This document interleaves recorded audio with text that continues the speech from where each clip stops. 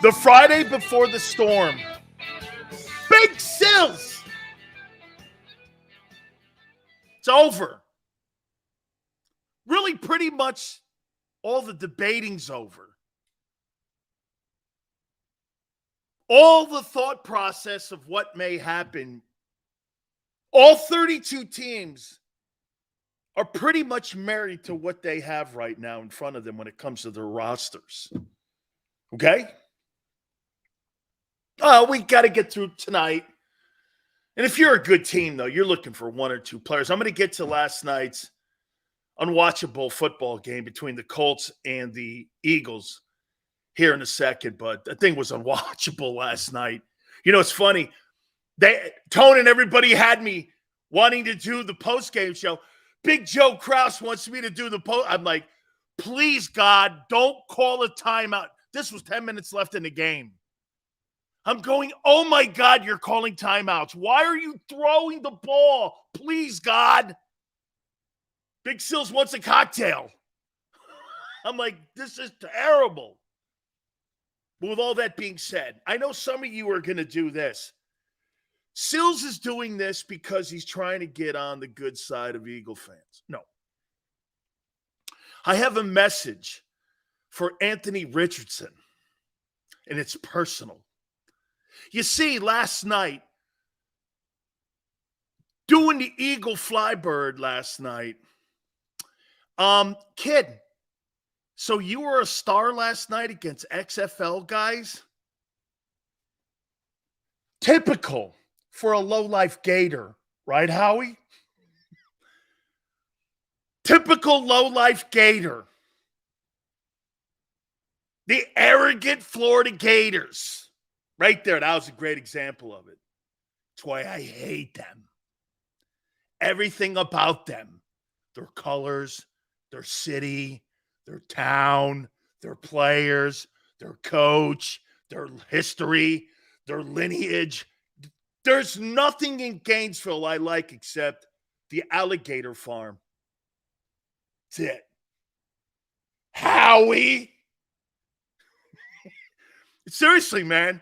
Maybe this is why I got an ass with Howie Roseman, the GM of the Eagles, is because I know deep down he's got that, that Gator blood in him. And it makes my Cane blood boil, man. I'm just saying. Just telling you, dude. A Gator blood, man. You see that last night? In front of Eagle fans, he's doing that.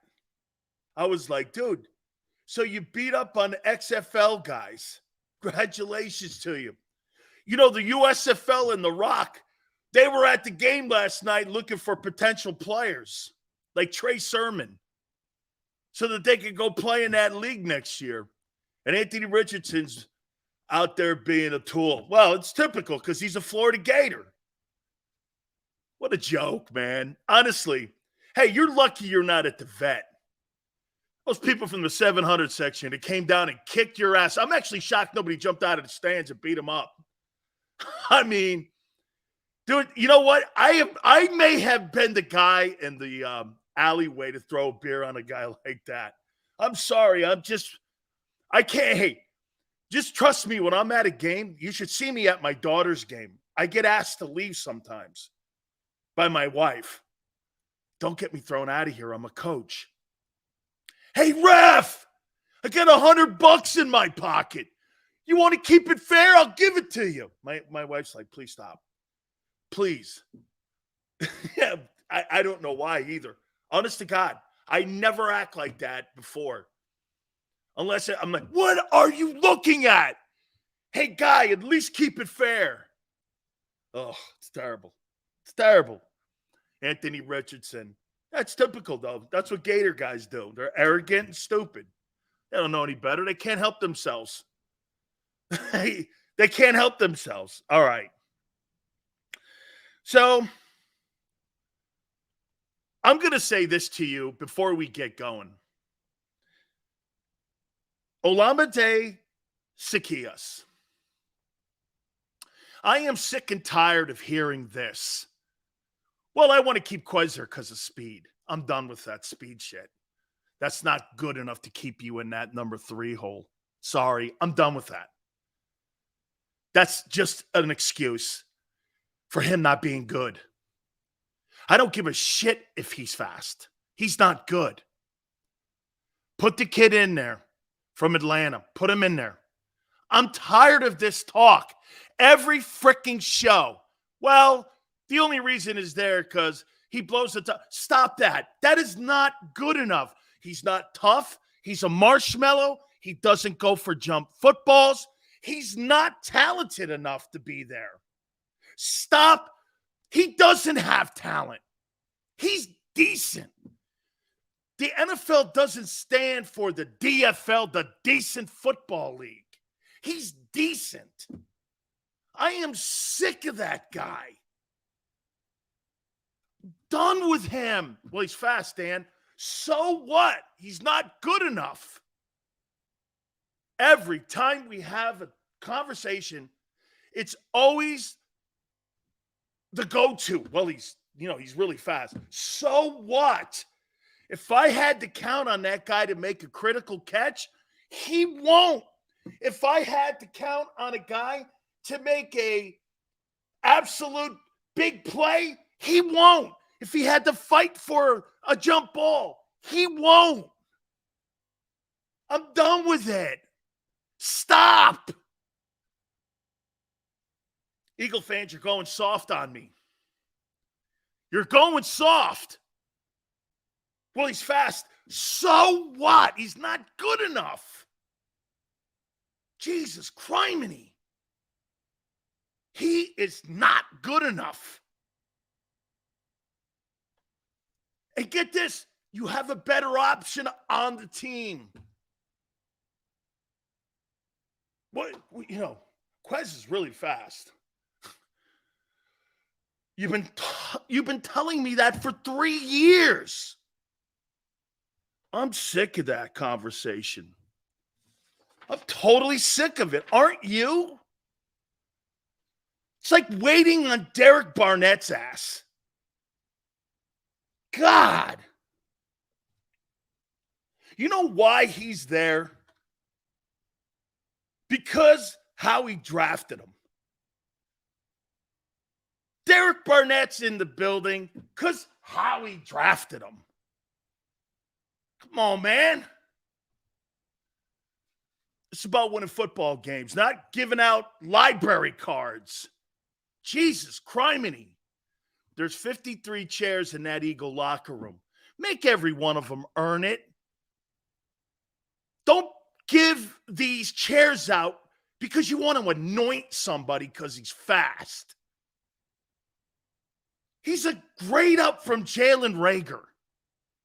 Come on. Okay? Man, all you sit there and do is give this guy hall passes. Well, he's fast. So what? I'm done with that. That's not, hey, him being fast is not good enough to be on my starting 22. That's not good enough. I want to have a guy I can rely on. By the way, I revised my starting 22. We're going to do it again because I put some changes in there. Bear from Philly. Barnett's a liability because I can't trust him. Totally. Eagles are going to trust him, though. We'll get to that here in a minute. Here's some of my takeaways from last night. Completely unwatchable football game. It was like a scrum. So you really don't take anything out of this except a couple takeaways. That was the Trey Sermon tryout. They gave him every opportunity last night to stay on the football team and validate him being on the active roster last year every single game, and he failed. That guy is not good enough to be on your football team. Now, would they put him on the practice squad and delegate him there? Maybe. And if someone signs him, they sign him. But in my opinion, he didn't do anything last night to validate one of the 53 roster spots. He did nothing to validate that. And they wanted him to make the team. Look at all the reps they gave him and the chances. In the last 2 games that he's played, he's been terrible. He's terrible. He's not good enough from what I've seen and what he put on tape. He's not good enough for me to even sign off a practice squad. He's not good enough. Now, if we're talking special teams and putting him on a kickoff team and stuff like that, that's a whole different conversation. If you think he can be a viable guy and you like him and he's a good teammate, coaches will make addendums to that. Well, I use him on special teams and he's an emergency running back. Okay, as long as that salary's in line, I'm all right with that. Because you do need talented people. Shit, why haven't they tried him out? If they love him so much, why isn't he a punt or kick returner? You need help there. You got a sorry-ass special teams. It's sorry. The whole unit, you've done nothing in 2.5 years to better that unit. It's still the worst. You put no money into those special teams. And it will rear its head again. It'll cost you. So at the end of the day, I do this to you. Okay. You know, Trey Sermon had a chance last night. He failed. Actually, 2 weeks. Actually, the entire exhibition season, he's had a shot to make the team and the active roster. He's not good enough. The Eagles 0-3 in exhibition. I could care less about that record. I don't really care about records or points in exhibition football. They're meaningless. I'm not saying the effort level's meaningless. I'm just saying, dude, you know it's funny. I gotta keep reminding myself the Steelers are going to play all their starters. And Mike Tomlin makes a great point. How can you box if you're not sparring? And he's right. And he's like, I don't have to validate me playing my top guys. And again, I would say this to you. I don't think the Steelers are a Super Bowl team. I think they're still finding their way and their identity. So to me, if Nick Sirianni and the Eagles had a team like the Steelers, I would say this. I'm going to play my starters in the final exhibition game too, because I'm still not sure in a lot of spots in Pittsburgh. You see, there's a difference between being the Eagles and the Steelers. The Eagles are close to winning a Super Bowl. The Steelers are 10 years from the Super Bowl. So there's a difference. You're still looking at personnel, and you're still looking at grouping situations and how many guys to keep when it comes to particular groupings. So end of the day, I mean, there's not a chance.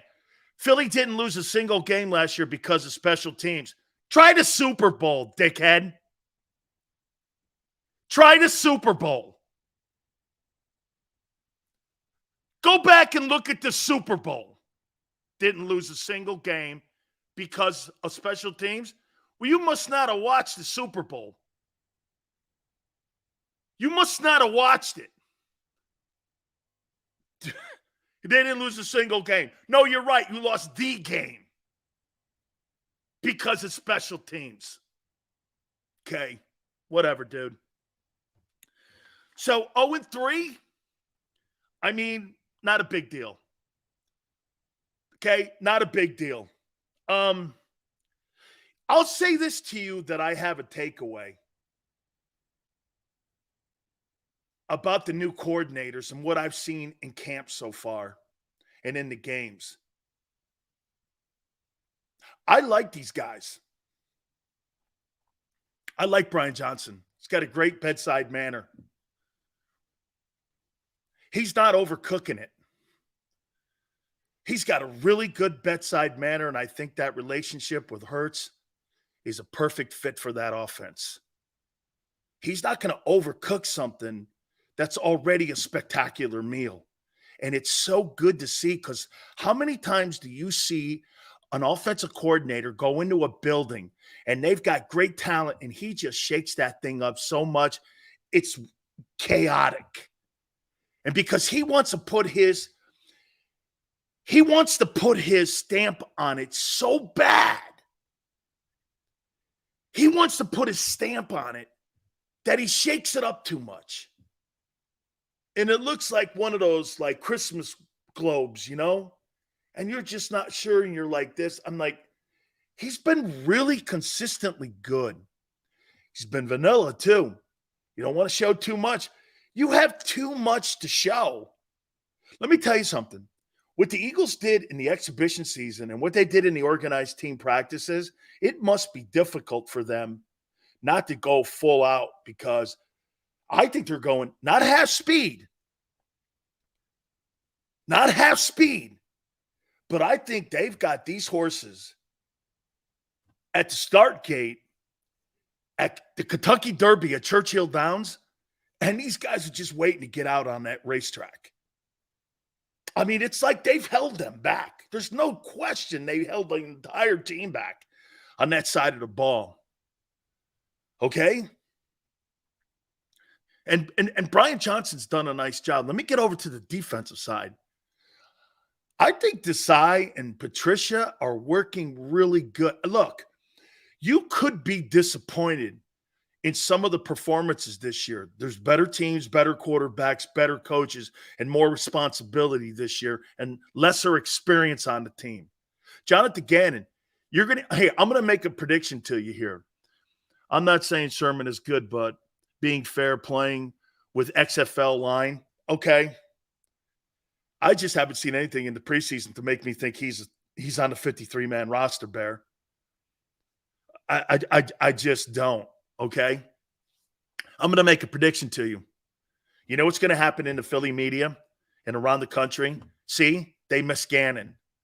No way will they miss Gannon. No way.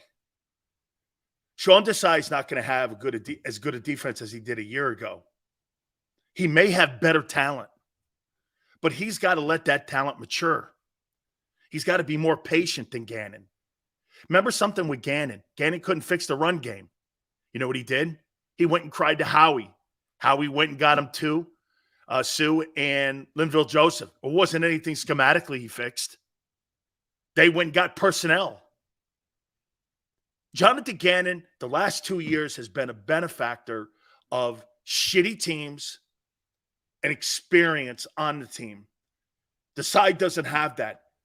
Better teams you're playing, less experience. And people will go, well, Sills, do you think that there's a higher ceiling in week 10 or week 8 of the season? Yes. That's 2 months from now. That's 2 months from now. Okay?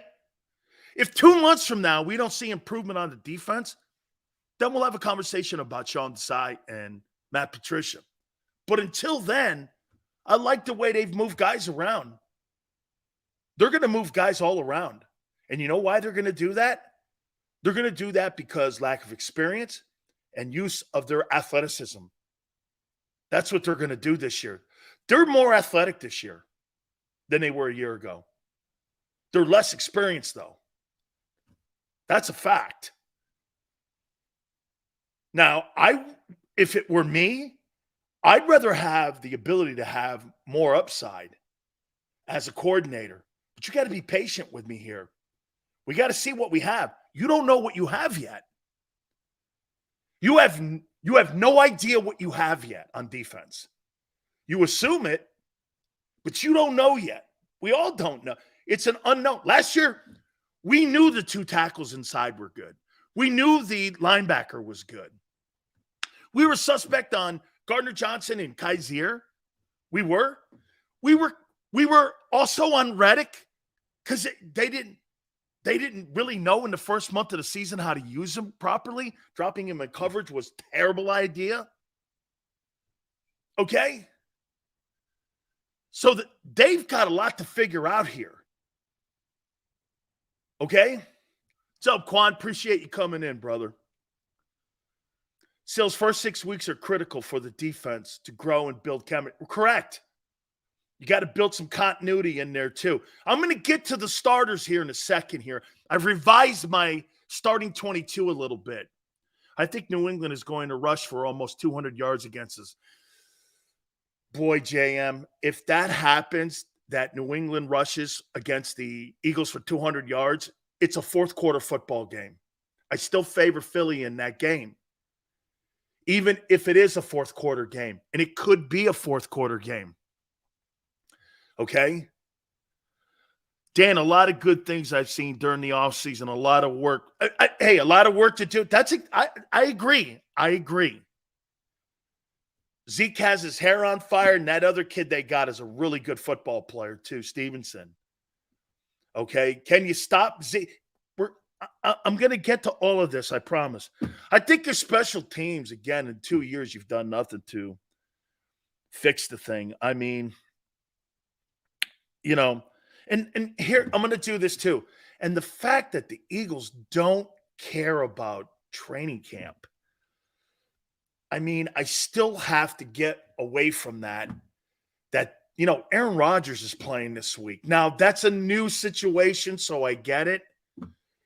I go, but man, and the Eagles, they care more about health than really being with chemistry in week one.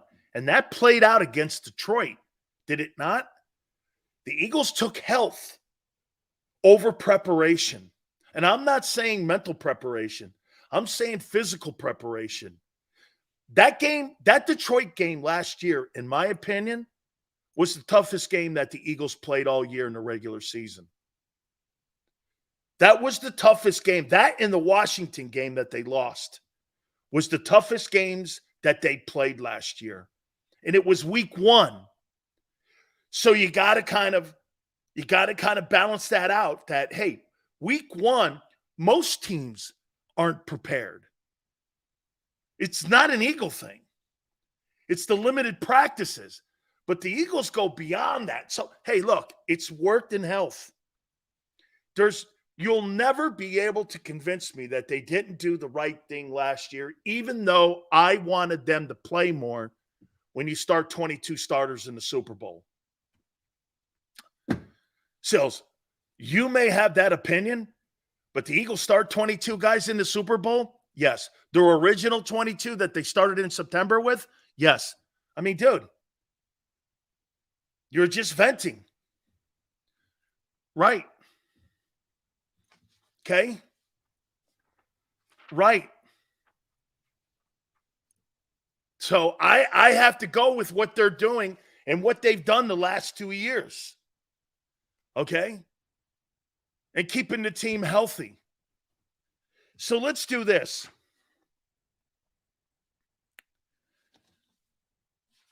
Let's look at the 22 here. And some of the backups. The offense, is the offense better this year than last year?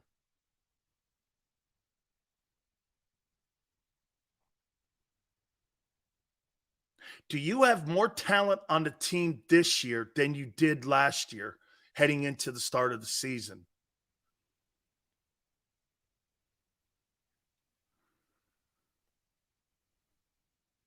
Yeah. Yeah. With some subtle changes.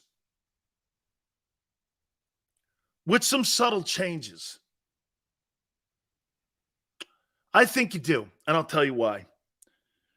Hurts has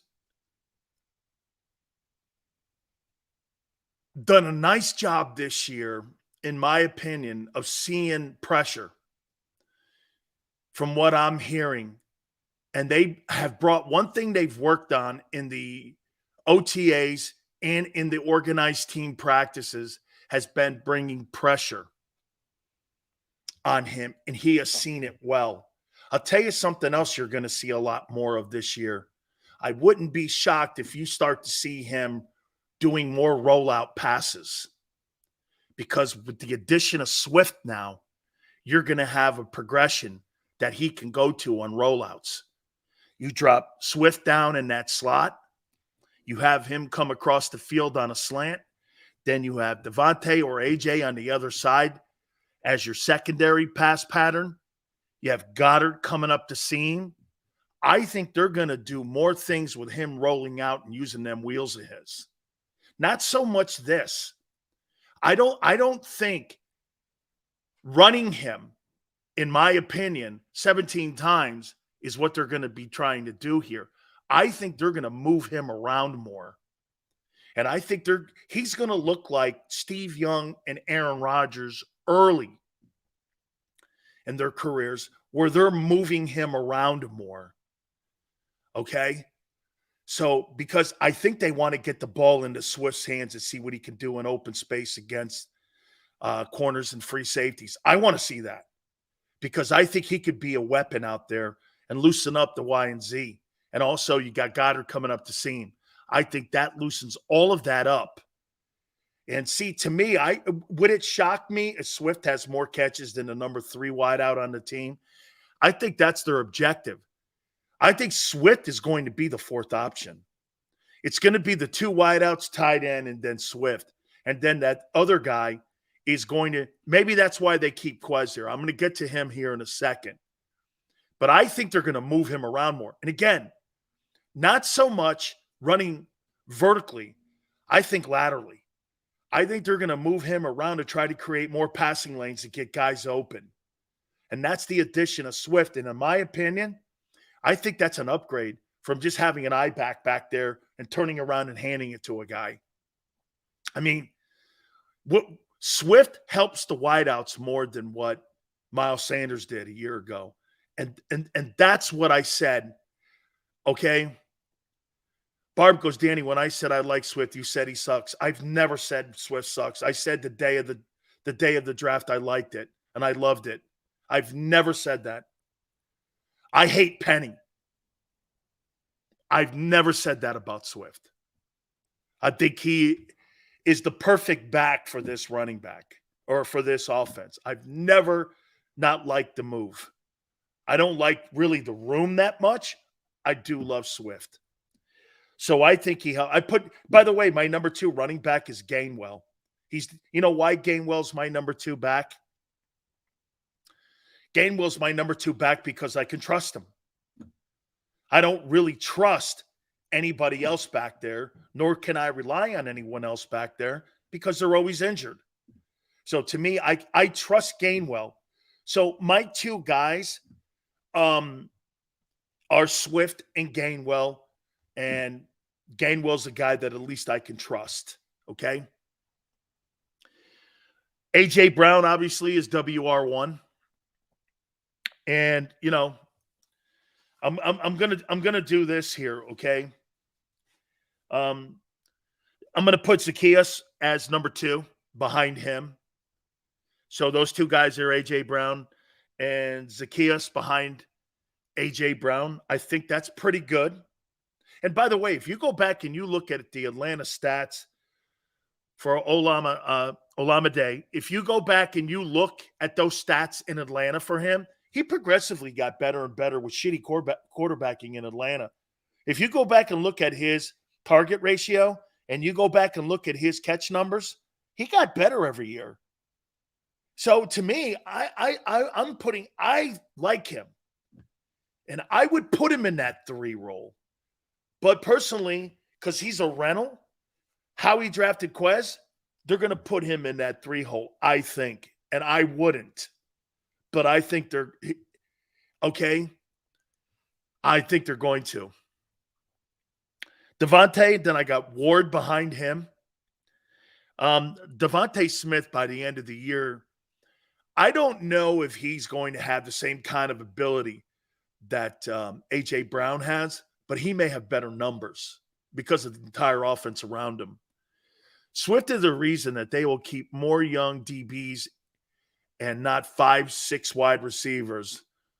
Last year, you said you think that Swift was going to be a star. Hey, I think he's going to be a star in this league. And by the way, I was so impressed with him in that opening game last year against the Eagles. And he played quite a few games last year, okay? He played quite a few games, okay? I'm going to put Watkins there, and I think they're going to put Watkins there. They want him to have that job for whatever reason. I don't think he's worthy of that job. He's done nothing in 2 years. And in the most important game, in the most important times when I needed him, he is not reliable. And I'm going to give you 2 examples, the Super Bowl and in the Dallas game too. I mean, dude, wasn't it not embarrassing to you to watch him have a football in his hand and watch the Cowboy defender just take it out of his hands? I mean, he doesn't fight for anything. He's barely fighting for his job. Wait a minute. If he can't fight for footballs on a field, what makes you think he's fighting for his job? You got to fight for your seat in the locker room. I don't think he's got the intestinal fortitude to fight for anything in his life. It's not his makeup. A.J. Brown's going to fight for every inch on the field. So is Devontae. Quez Watkins doesn't fight for anything, which means he doesn't stand for anything in his career except speed. I'm sick of that. I'm sick of it. This is not about being nice. This is about winning. Who said being nice has anything to do with building a roster? You think when you call a player in to bring his playbook, that's nice? You think there's a nice way to be fired in the NFL? Do you actually think because the guy's kinder in words, it's not the same impact? Give me a break. I'd rather have you tell me, bring your playbook. Travel agent will be with you. They'll have your ticket for you. And good luck to you. That's all I need. I don't need you to tell me about your life story because I don't care. They don't care. I don't give a shit you have a family. And by the way, that's not just the Eagles. That's the entire league talks like that. This is not about liking the guy's name on the back of the jersey. This is about liking the emblem on the helmet. You think this is college football?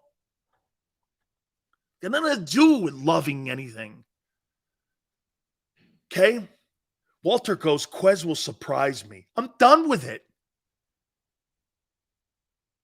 I mean, in the biggest games of his career so far, he's been a turd.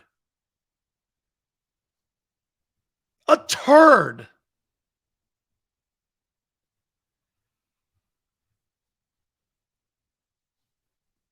Tight end, Dallas Goedert. Only thing I don't trust about Dallas Goedert is 2 things. Stop dropping every third football, and please stay healthy. Now, I have a theory on why he doesn't stay healthy. You know why? He's looking to run dudes over every down. And here's the other thing. You know why he's more healthier than Travis Kelce? Travis Kelce doesn't have to block. This guy's a beast on blocking. So there's more opportunities for him to get banged up. I don't know. I mean, maybe the Eagles protect him a little more so that they don't lose him. Don't have him in so many of the run formations. Maybe line him up a little wider. Don't have him take on all those top-flight defensive ends like Bosa and them guys. You don't have to chip all the time. Make his life a little easier so you can get him in week 17. This guy does everything 100 miles an hour. He blocks great. He's got a no. I tell you this, he's got a better nose for the end zone than Zach Ertz ever had.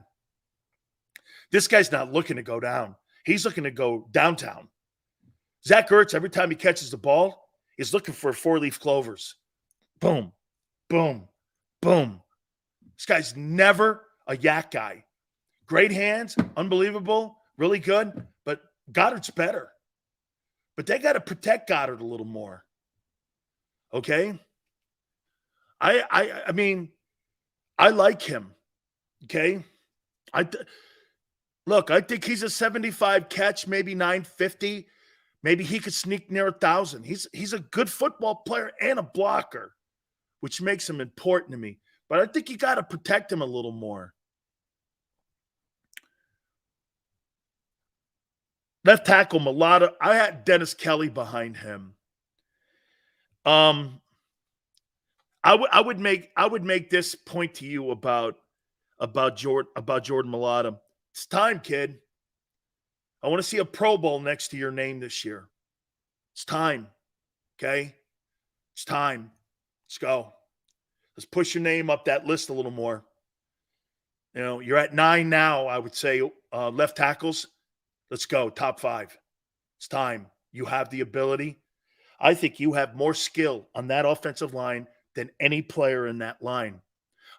You have more athleticism than anyone on the Eagle O-line. There is nobody that is more athletic than Jordan Mailata on that offensive line. Nobody. And by the way, that's not a debate, and it ain't close. Okay? And it's not close on anyone close in athleticism. Okay? He is the most athletic offensive lineman on that offensive line. Okay? Here's a guy that didn't play pro. Wait a minute. Let me take that back. Lane Johnson is not more athletic. This guy didn't play football 4 years ago. He didn't play football. He never put a helmet on. He never put his shoulder pads on. He never had to put on hip pads. He's never in a million years lined up in a three-point stance.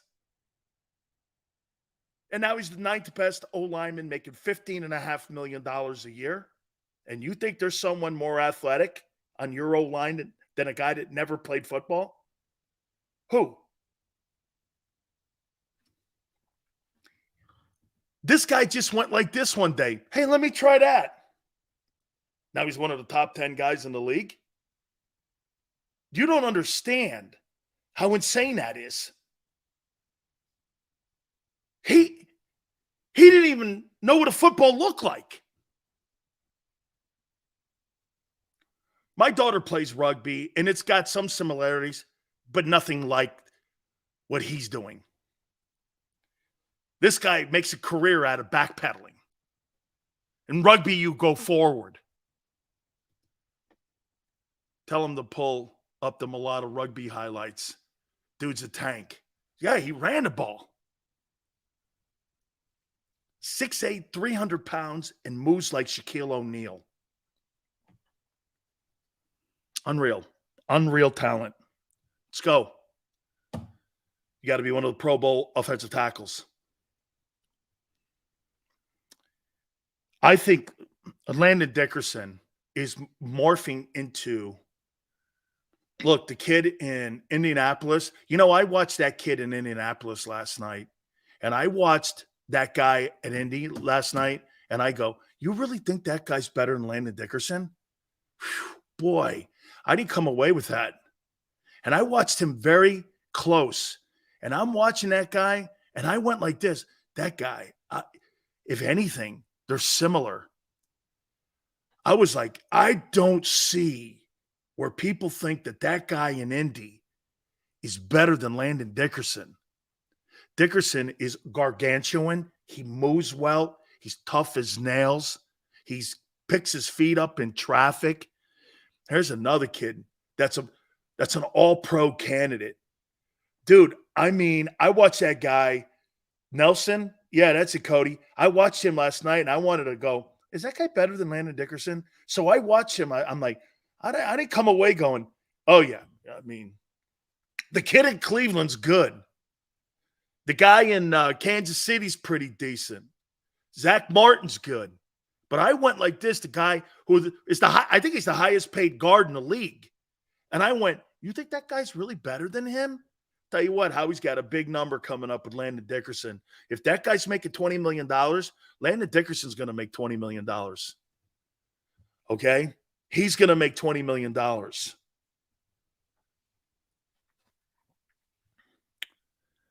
Kelsey, the question will be on him. Does Father Time catch him? I'll tell you something that I really enjoy with Jason. It's a privilege to watch him play ball, and it's a privilege to watch him handle himself. He's been one of the greatest Eagles on and off the field that I've seen in my time playing against you guys, covering you guys, knowing many of your guys, knowing your owners. I knew Norman Brayman. I still know Norman. Kelsey has the personality of Jerome Brown, just different. He's like Jerome, very charismatic, very charismatic. The podcast stuff, the way he talks, the way he handles himself, he handles his business on and off the field. I mean, nothing gets in his way. He's a football player first and foremost. He's a father first and foremost. Then he's a football player. Then he's a celebrity. He's got his priorities in order. And what he's done is he's worked his way into the Hall of Fame. So you respect that. Every single thing that he did from a sixth rounder, I think it was, he's worked his way up from being a sixth round draft choice into being one of the very few selected guys that will go into the Pro Football Hall of Fame. Absolutely, GT, a true professional. He embodies what Philly's about, in my opinion. Okay? And by the way, that thing he said the other day about starting that fight, he did that for the public so that people won't come down on him nationally because everyone come. You know, he was looking out for you. Because they would just say, oh, cheap shot, Philadelphia Eagle guy. It's symbolic of the city. He did that for you, not for him or the Eagles. That was for public perception that he apologized like that. Okay? He apologized for the fan base for the fan base for his actions. You're trying to tell me you don't think Jason Kelsey, if he saw something out there on the field that he didn't think was professional, that he's not going to go out there and take someone's head off? I highly doubt that. I highly doubt that. Okay?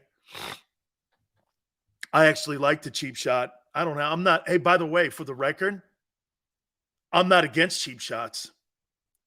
You keep taking shitty shots at me or any of my teammates, I'm going to take one at you.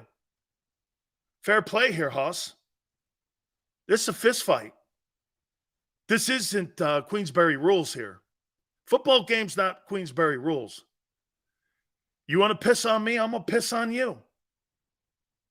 It's football, man. What do you think this is? Sportsmanship? Give me a break. Sportsmanship? That's when you're a little kid and you hear all them dumb people talking, kids are watching and this and that. Yeah, well, when you grow up and you play pro ball, you're not a kid anymore. Okay? Not a kid anymore. Playing a man's game. And men get into fights. Okay? You're protecting your own, and you're protecting your soil. Sportsmanship. I got your sportsmanship. Don't ever shake my hand after a loss. Why in the world would I shake your hand after a loss? Sorry, I ain't built that way. You kick my team's ass or you want a ball game, you think I'm shaking your hand? Why? Hey, I'll call you in a couple weeks, especially if we're boys. I'll say great game to you, but you ain't getting me right after a 60-minute war. Shaking your hand, congratulating you beating me. What do you think we're doing here? Don't go soft on me, man. Are you crazy? Shaking people's hands after. I thought you were tougher than this. Cam Jurgens. He's had a really good camp. Okay? Kean goes, you're a bitch if you can't take a loss like a man. Okay, I'm a bitch. Cam Jurgens had a really good camp and solidified him starting the season at right guard. Okay? All right? He has. I think Steen's on his heels, though. Okay? I think Steen's right there. I like Cam. I think Cam had a good camp. The problem I got with Cam, though, the O-line goes like this, right? Look, huge. What is it? 6'8", 6'5", 6'3", 6'3", 6'5". I'd like it to be 6'5", or 6'8", 6'5", 6'3", 6'6", 6'5". You know what I mean? The biggest guys I can get out there is what I want Jalen Hurts to play. behind. I want the biggest dudes I can get, okay? Maniac, what up, brother? Okay?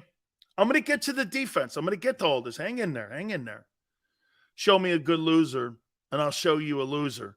Hey, Bear, let me use the Woody Hayes line.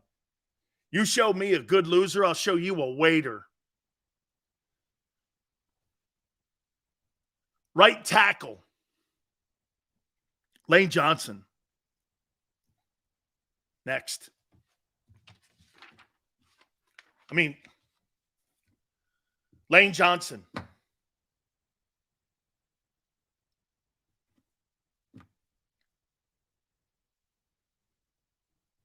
I'm trying to think of something.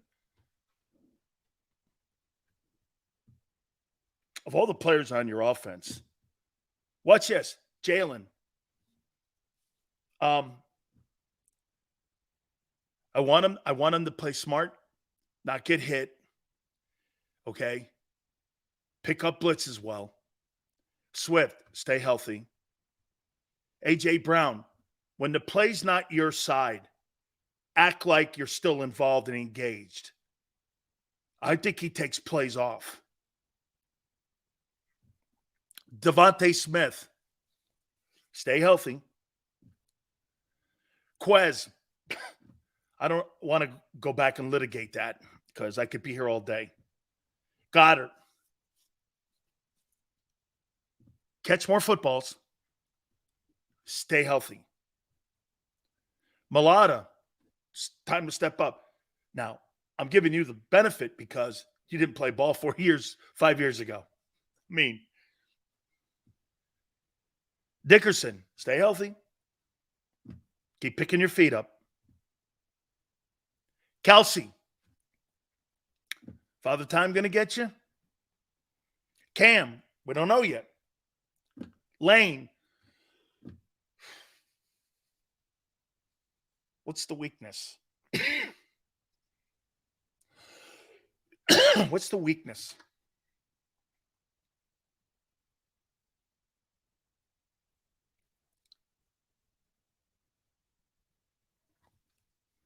Time to go to defense. Of all the players on your football team, he's the only guy who has zero weakness or things to work on. He has nothing to work on. Okay, just nothing. GT, okay, health. I don't know how you prepare for health because he can get rolled up on at any time. Stay healthy. This guy has nothing to work on. Nothing. He's the most complete player on your team. Let's go over to the defense now. Only weakness is maybe his hairline's receding. Okay. Hey, 5-time Super Bowl champ, baby. Scumbag Lane, I'd call him that too after he shut down Bosa. I'd be saying that too. Especially after he shut down Nick Bosa. All right, defense. Brandon Graham, and then I got the kid Robinson behind him. Okay? Janaris Robinson, I got behind him. You're thin there. You're thin there. Okay? You can't lose Brandon Graham. Can he do it again? Man, I'm hoping he gets 7 sacks. I hope he gets 7 sacks. I got Jalen Carter starting. And I got Jordan Davis behind him. And I think they should rotate those two. Those guys should split reps this year. I think it's smart to play those two guys behind each other. And maybe one starts 1 week, another starts. Like Jordan Davis starting against New England might make more sense than Jalen Carter because I think they're going to run the ball a lot. We're going to talk about that a little bit because now it's time to start thinking about New England. I think they're going to run the ball more.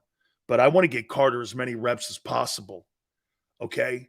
So to me, he's the better player, but him and Davis should split those reps there, in my opinion. Okay.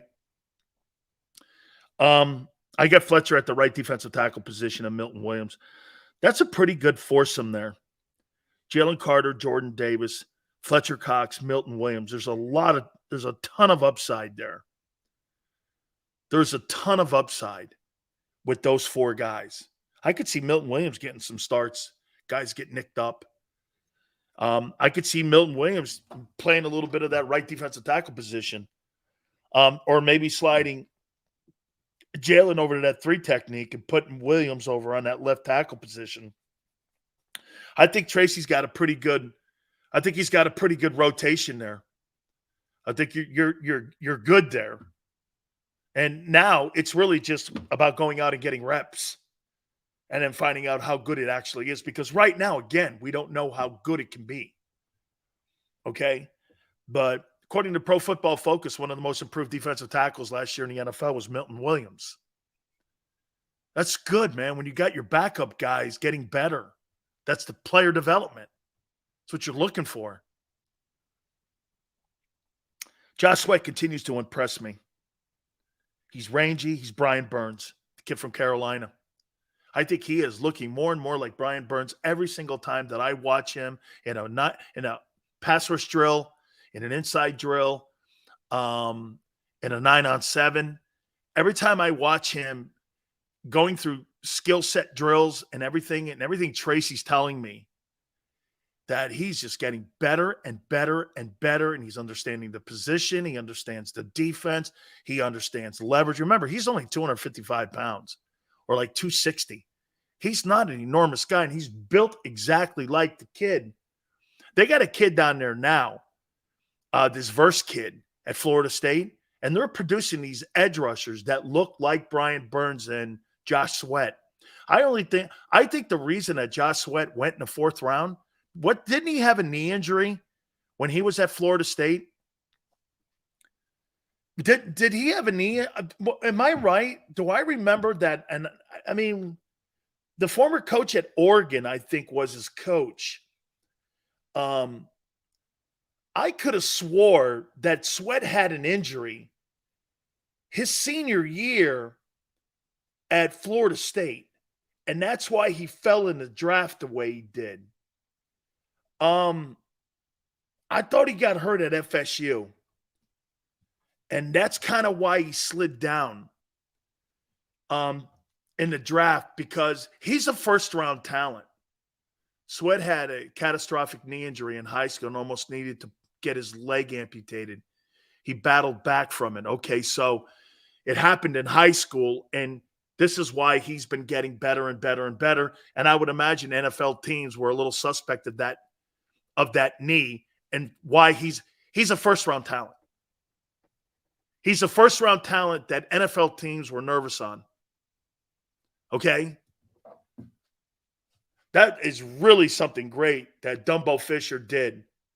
And it could have been Dumbo Fisher that was there that got him to Florida State. It could have been Dumbo Fisher that got him in the building there, and not the guy from Oregon.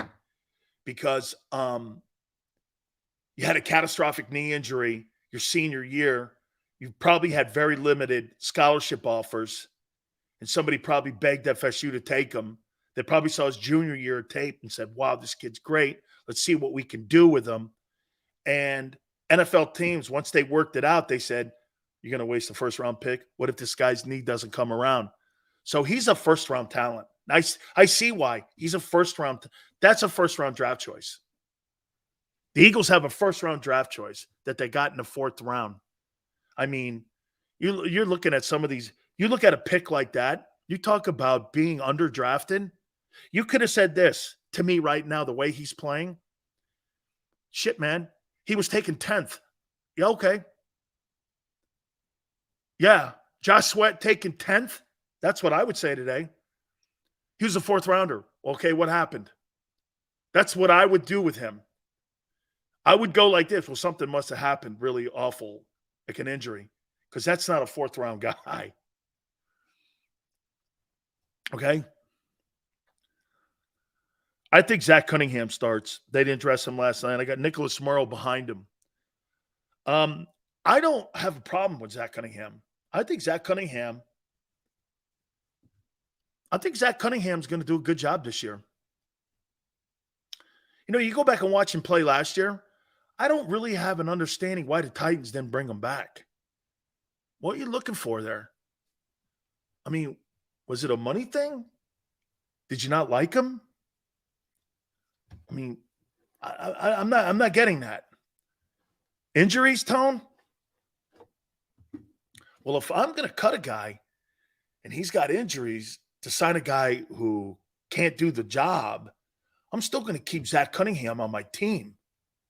I'm just not going to cut him.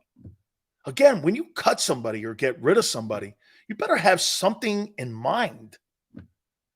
Like I said, getting rid of TJ Edwards is a complete disaster, in my opinion. And, hey, like I said, too, debating that's over now. You're married to it. Whether you think Jacoby's good or I don't or whatever, it's over now. You got to get ready for New England. That conversation is finished. Okay? That conversation's over. There's no debating it. We're now going to debate it Monday morning after New England. Okay? Sills, what's your opinion on Simmons to the Giants? I don't think the Cardinals got enough for that. I think Isaiah Simmons, they played him out of position. Gee, who would have thought the Cardinals played someone out of position like Hassan Reddick? What would make you think Isaiah Simmons from Clemson at Arizona was used correctly by the Cardinals? They had him going back and forth between safety and linebacker. They couldn't figure out Hassan Reddick there. Everything now that comes out of Arizona, when they move somebody, I will question because you couldn't figure out Reddick. And you're playing the guy in between two positions. Figure out what he does best. Are the Giants going to play him at backer or safety? They're going to play him at safety. Cardinals stink, not only in personnel decisions, but in coaching decisions. So I don't think they got enough for him, and I think they didn't coach him well. Not that I think that he's been a star there, but I'm going to give the player the benefit of the doubt. Hassan Reddick makes that happen. They don't get anything right in Arizona. I like Zach Cunningham. I've come around on him.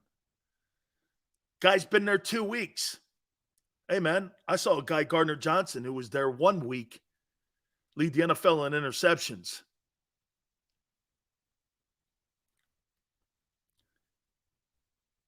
Nakobe Dean. I think all the debating and all the conversation that I've had this offseason is well documented. You're married to it. He's not, in my opinion, this is an opinion now, Nakobe. He's not been prepared to play that position at all in the offseason. He has not been prepared to play that position. He's had limited reps. He's missed practice. He's not prepared. But the Eagles are confident. I want to know why they're confident. And we're going to find out against New England. How about this? Like I said, it's not about a talent conversation. He's just not been practicing enough. He's had no reps, very limited live reps, and everyone's confident and comfortable. Okay. We're going to find out why.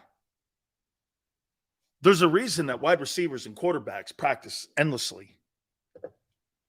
And players practice like, so wait a minute, let me ask you this. You think of Jalen Hurts.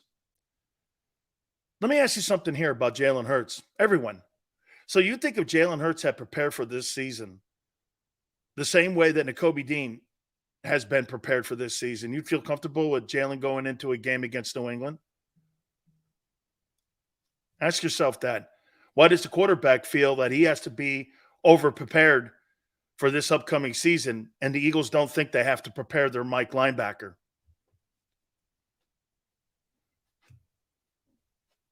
The quarterback is overprepared.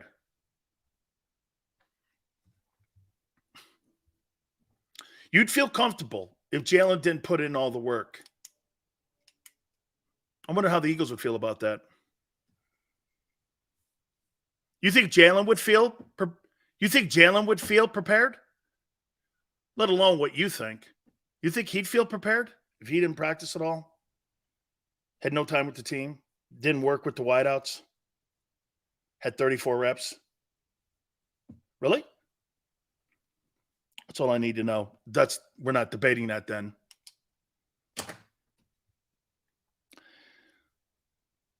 Strong side backer, Reddick. I got this in a 43. Nolan Smith behind him. It's going to be interesting to see how they use him. I hope they get – you know what I'd like to see? I'd like to see Nolan Smith get about 20 reps. 20 reps a game. I'd like to see him at the beginning get 20 reps. I'd like to have him on third down and long. Rocket that guy off the edge in the perimeter. So let me get this right. You have Brandon Graham, Hassan Reddick. Maybe you put Nolan Smith on the other side. You take Cunningham out in that 43 look, and you have those two guys rushing, and you have the other two setting the edge, Sweat and Graham. Vice versa, run a twist with those. Can you imagine running twist stunts with Brandon Graham, Nolan Smith, Hassan Reddick, and Josh Sweat? That would make a tight end offensive tackle have nightmares going into games. I mean, you got a 4-3 dude on one end. You got a guy who had 19.5 sacks last year. And you got two defensive ends that had double-digit sacks. Okay, you're leaving your back in. You're going max protection on that. Quarterback's going to get hit in the back of the head. Okay? You need max protection on that. Once you ask Brock Purdy that.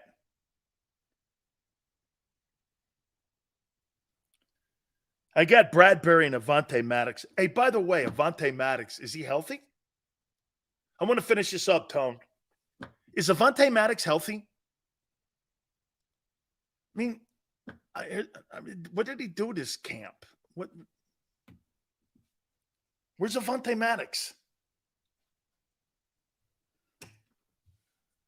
Where's this guy? Guy's always banged up or something. I never see him, man. He's like Casper the Ghost. Where is he? I mean, never dressed. His toe. Jesus, criminy. Kid. I mean, this guy here, man, is made of balsa wood. This guy's paper mache. Come on, kid. Let's go. Oh, he's injured, man. You know, I'm going to do this here. But Terrell Edmonds has to start. And Reed Blankenship in your safety positions, they have to start. Sidney Brown, all the excitement about him, and there should be, okay? There should be. But he's too prone to make mistakes right now. I don't trust him. I don't trust him right now. Okay? I just don't yet. He's got to show me I can trust him in coverage. And he's got to be a better tackler. That has reared its head the last 2 weeks. The scouting report on him was that he doesn't wrap up. Well, it's evident when you watch it. He doesn't wrap up. He's not a really good tackler. And with a team that's lost so many tacklers, he needs to improve on that. That's a skill he can work on. He's not a very good tackler. Now, does he get to the ball? Does he run through the tackler? Does he do all the things? Does he get good instincts? Is he tough as hell? Does he have the attitude you want? All of that is a positive. But, dude, at the end of the day, it's tackle football. Kid, you got to get guys on the ground. I'm going to get to McKee in this next hour coming up here, 85. I'll give you my impression of Tanner McKee here in a second. And what they've been doing is with Darius Slay, they want Slay healthy for the upcoming season. The kid Keely Ringo showed me nothing. I don't know. I mean, I don't see anything in him yet. He has not impressed. Okay, and the lack of athleticism in his hips, it's played out a little bit in the exhibition season. He's not very good right now. It doesn't mean he can't improve. Is he going through rookie stuff? Probably. But you think I'm going to put that guy at a cornerback position and I'm going to line that guy out there on Stephon Diggs? You would be high. That is not happening. Stephon Diggs would shake the change out of that kid's pockets. He's not the most athletic. Can I tell you what I would do with Keely Ringo? I'd slide him over to safety. I'd put him in the safety position. I don't believe he can play an NFL cornerback. I just don't believe he's an NFL quarterback or cornerback kind of thing. So I would play him and give him reps at safety, free and strong. I'm impressed by you, Big Sills. Thank you, Maniac. Thank you, my friend. Thank you very much. The other thing, too, one last thing here on the offensive side, it was very evident that the Eagles wanted to get Rashad Penny into the regular season. They had no interest in seeing him outside of that one run in the first exhibition game, carrying the ball. They had no interest in it. So they want to get him to the regular season. They're pretty comfortable with his talent. I probably think he makes the team. Okay? Look, I'm going to give you the guys like Ricks and Tanner McKee here in a second. Philly Godfather is going to join us at 5:30 Eastern time. I want to hit on that. We got a boatload of stuff yet. The strengths and weaknesses going into the 2023 season, what are they? We're going to do some of that. Please hit the like button. Hour number 2, keep it here on the National Football Show. Hey, by the way, my friends, do not forget,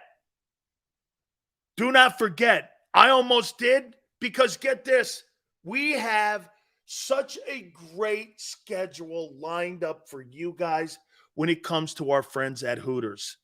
Let me tell you this, man. I talked to the guys last night. They could not believe how many people were rolling into the King of Prussia Hooters last night at all 7 of the locations in the Northeast area. All you do is log on to northeasthooters.com to find that location. They're celebrating the 40th anniversary of Hooters. 40th anniversary. The iconic Hooter girls are going to be there for you to serve you. Tuesdays, you buy 10 wings, 10 boneless, you get free. Wing Wednesdays, 1983. The year it was founded in the 40th anniversary. All you can eat. Kids eat free on Saturdays. Don't forget happy hours each and every single day. Some of the best happy hour deals going. Plus, $6, 6 items. Your favorite draft, your favorite sandwich, your favorite fried pickles, all of that there for you at Hooters. And again, don't forget, we're going to be doing a ton of stuff with our friends at King of Prussia Hooters. So make sure you go over to my Twitter page at Dan Sileo Show to see that schedule on when we're going to be in town. NortheastHooters.com to find the 7 locations. Exhibition football tonight, Saturday, and Sunday to wrap up the exhibition weekend. And then we get ready for the first week of the NFL in 2 weeks. So we look forward to that. And anytime you go into Hooters, do me a favor. You make sure you tell them Big Sil sent you.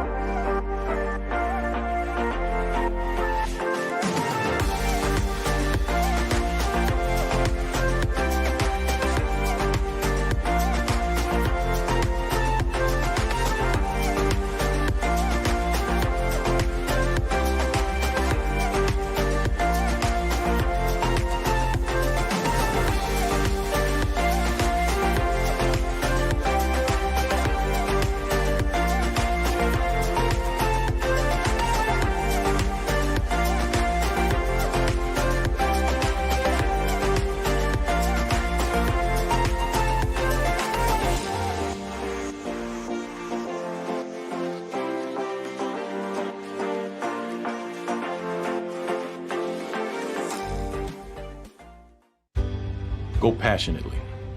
Go fearlessly. Go confidently. Go Birds!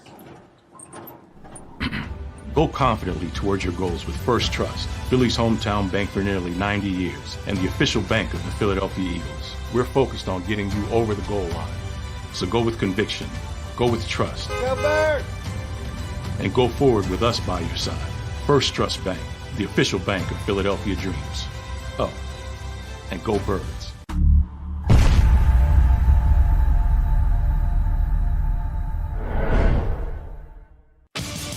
The greatest fans on earth. It's a bold statement, but would you expect anything less from Philadelphia? 58 years of heartache creates a toughness, a grit, a resolve not found in most. Sure, our prayers were answered, but now that we've had a taste, we're looking for more. Pondley Hockey, official partner of the Philadelphia Eagles. All right, did you know I was the Mommy Slam Dunk Champion? Really? Yes, really, don't sound so surprised. Let's see it. Oh, you're ready. All right, here we go. Let's hear the crowd. So go to right, go to left, fake 'em out. Mama, go up, mama! She did it. Again? You can't avoid gravity, but United Healthcare can help you avoid financial surprises by helping you compare costs and doctor quality ratings. United Healthcare. Uh-huh. EAGLES, Eagles.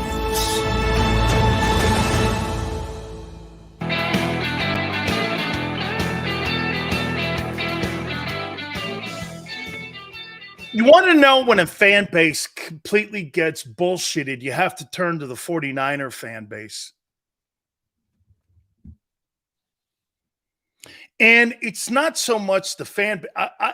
I enjoyed talking sports in San Francisco when I was on KMBR and KGO and all that stuff, the Ticket 10. I enjoyed it. But the 49er organization lies to its fans every single day. They lie every day. How in the world can you turn around if you're the organization today and say that Trey Lance improved leaps and bounds this preseason and offseason when he was demoted to third team? How do you sell that? How do you sell that to your fan base? And the fan base not go, you're a freaking liar. How are you not saying that?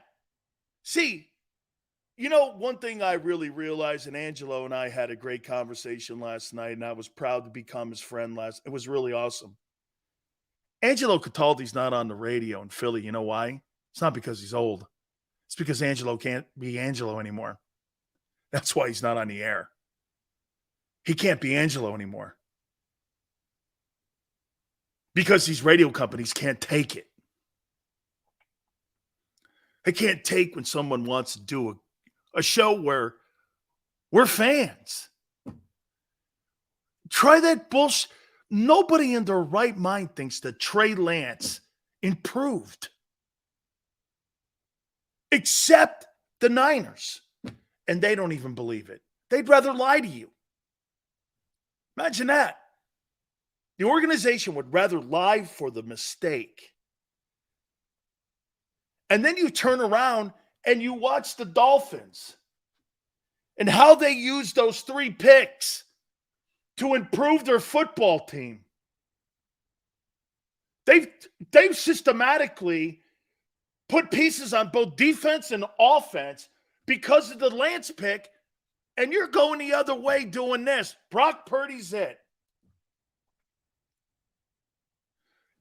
You know, when someone goes like this, I heard someone say this, well, the Brock Purdy find at quarterback will cover the Trey Lance disaster. Dude, Jalen Hurts covers the Carson Wentz disaster. Trey Lance does not cover, or Brock Purdy does not cover the Trey Lance disaster. There were 3 ones involved.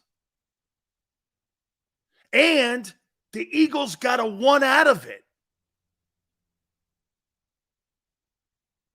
The only thing the Niners got out of it was maybe Brock Purdy. You didn't cover that pick in San Francisco. Even if Brock Purdy works out, you still lost 3 to 4 years of your future. Well, you found a quarterback at the expense of 4 years of my future. Albeit, if Jalen turns out to be what everyone says he's going to be, which he's not yet, but trending, and they got a 1, shit, dude, the Eagles would basically have gotten 2 first-round draft choices for Carson Wentz. That's a win. That's a total win.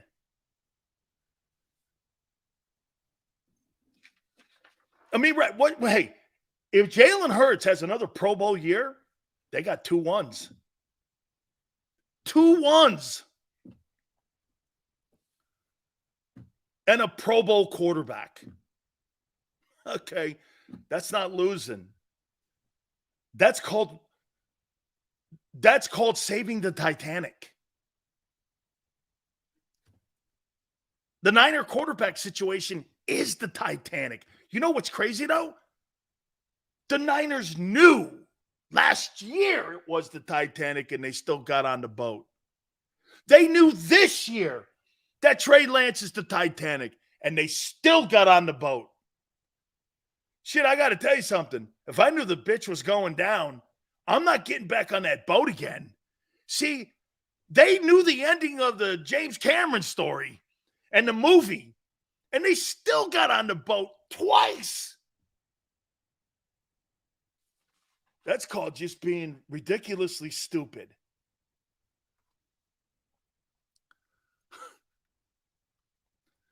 Yeah. So the Niners are concerned now about paying Joey or Nick Bosa $30 million. And they could cover it with, hey, we're keeping the defensive player of the year at the expense of 3 first-round draft choices. And you knew the boat was going down twice. Hey, I don't get it. That's just me. I don't get it. All right. Tanner McKee. Stop with this stuff. He's not the number 2 quarterback. He's not.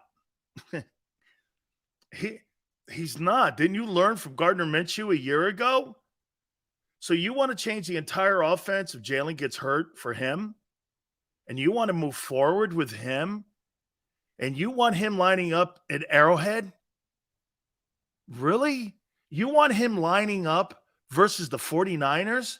You're not winning those games with Tanner McKee. Please tell me you're not talking like that. Marcus Mariota, it's his job. And what they did last night, they wanted him to feel good about going into the season, and the Eagles wanted to feel good about going into the season. That's why they didn't play him excessively. They wanted to get McKee as much reps as possible because he's not going to play until next preseason. They like what they see. He's not an NFL quarterback yet. You really want to go into the start of the season with a guy who can't jump over 4 quarters in an RPO offense. Get this right. Get this. So there's Eagle fans, and I've heard them, that want Tanner McKee to be the number 2 quarterback in an offense where he can't jump over 4 pennies. And it's an RPO offense. You're going to have to convince me that that guy doesn't run anything under a 6 flat 40. JM goes, who's the backup in Kansas City? I think it's Blake Bortles. But here's the thing, JM. Does it matter? If Mahomes goes down, they're a 5-win team.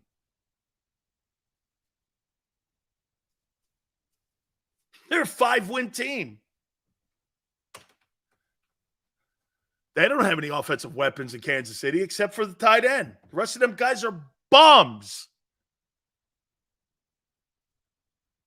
It's the reason you pay $500 million to the guy. Because he carries the franchise. Oh, my God, the Nick Foles thing, man. Stick with Mariota, okay? Stick with Marcus Mariota. He's your best option. He is. He's your best option. Your best option. Gigi Goes Hurts is playing the whole season. It would be his first. It would be his first.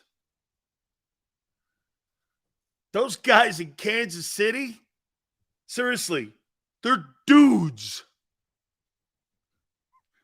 Who's the wideouts in KC?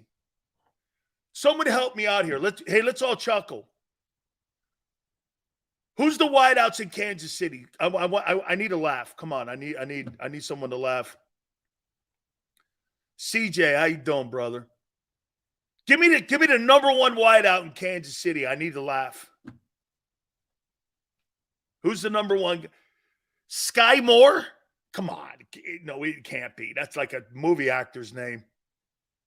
It can't be Sky Moore. No way. There's no such a guy named Sky Moore. No way. There's no such an NFL guy named Sky Moore. You guys are pulling the wool over my eyes. Okay? Tony who? Tony? Name me a wideout in Kansas City. I need to laugh a little bit. Can't be Sky. There's no such thing as Sky Moore. Kadarius Toney. Who is that? Oh, my God. Who's Skylar Moore? Wow. Oh. Hey, you guys made me chuckle, man. Thank you. Kadarius Toney is an Eagle killer? Oh, my God. No, I think the quarterback's the Eagle killer. I don't really think that Kadarius Toney is the Eagle killer. Yeah, thanks, Steve. I at least know that one because I was the guy on the microphone in high school doing that. Nice job, kid. Grow up a little. Holy cow. Sky Moore and Zadarius. Is it Zadarius Toney? What is it? James Toney. That guy could box. I liked him. Holy cow. Man. So they beat you with a stripper's name. Am I right, Tone? So a stripper beat you in the Super Bowl? Sky Moore? That's like a stripper's name. I mean, hey, Sky Moore. Sky Moore and what was Trump's chick? Are the two tight ends in Kansas City. A stripper beat the Eagles in the Super Bowl. Sky Moore on table 7. Sky Moore. Yeah, there she is. Running a cross route. Look at the legs on Sky Moore as they run by Darius Slay. Sky Moore beat you. Seriously, it's like a stripper's name. Give me a break. Those are the wideouts in Kansas City? Jesus, good God. Stormy Daniels at the Y and Sky Moore at the Z. Two fabulous strippers in Kansas City play wide receiver. Sky Moore at table 7 and Juju table 9. No, they fired Juju because Juju was getting too old. She couldn't dance on table 9 anymore. She fell off, so they sent her to New England.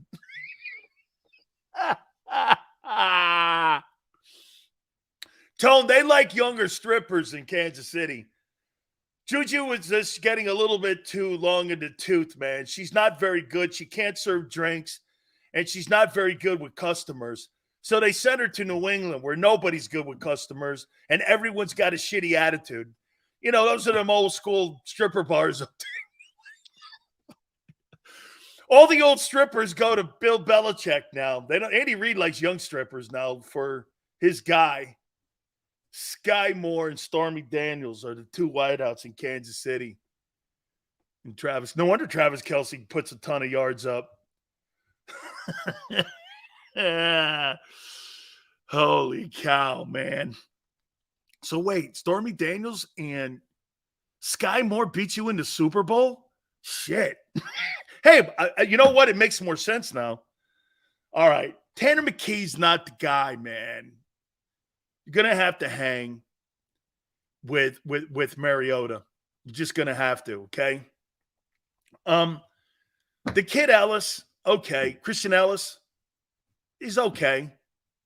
He ain't a starting linebacker, though. I think he's too slow. Okay?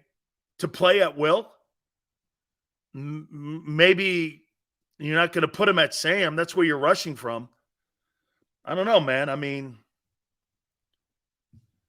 I think you're limited over on that will side.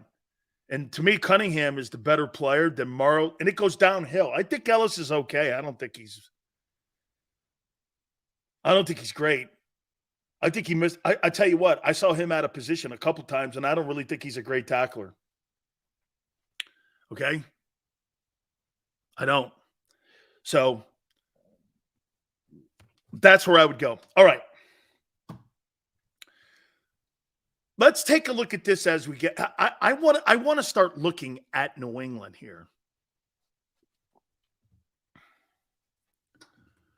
I keep seeing this one dude say that Lane Johnson's a juicer. Hollywood, how would you know that? I know what a juicer is. They don't take steroids today. Nobody takes steroids. What are you, like some sort of like 1980s gold gym guy who then after he works out with his 22 pounds goes in front of his mirror and flexes? Nobody in pro sports takes steroids anymore.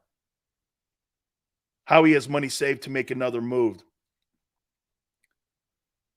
I mean, performance-enhancing drugs? Okay? That's not steroids.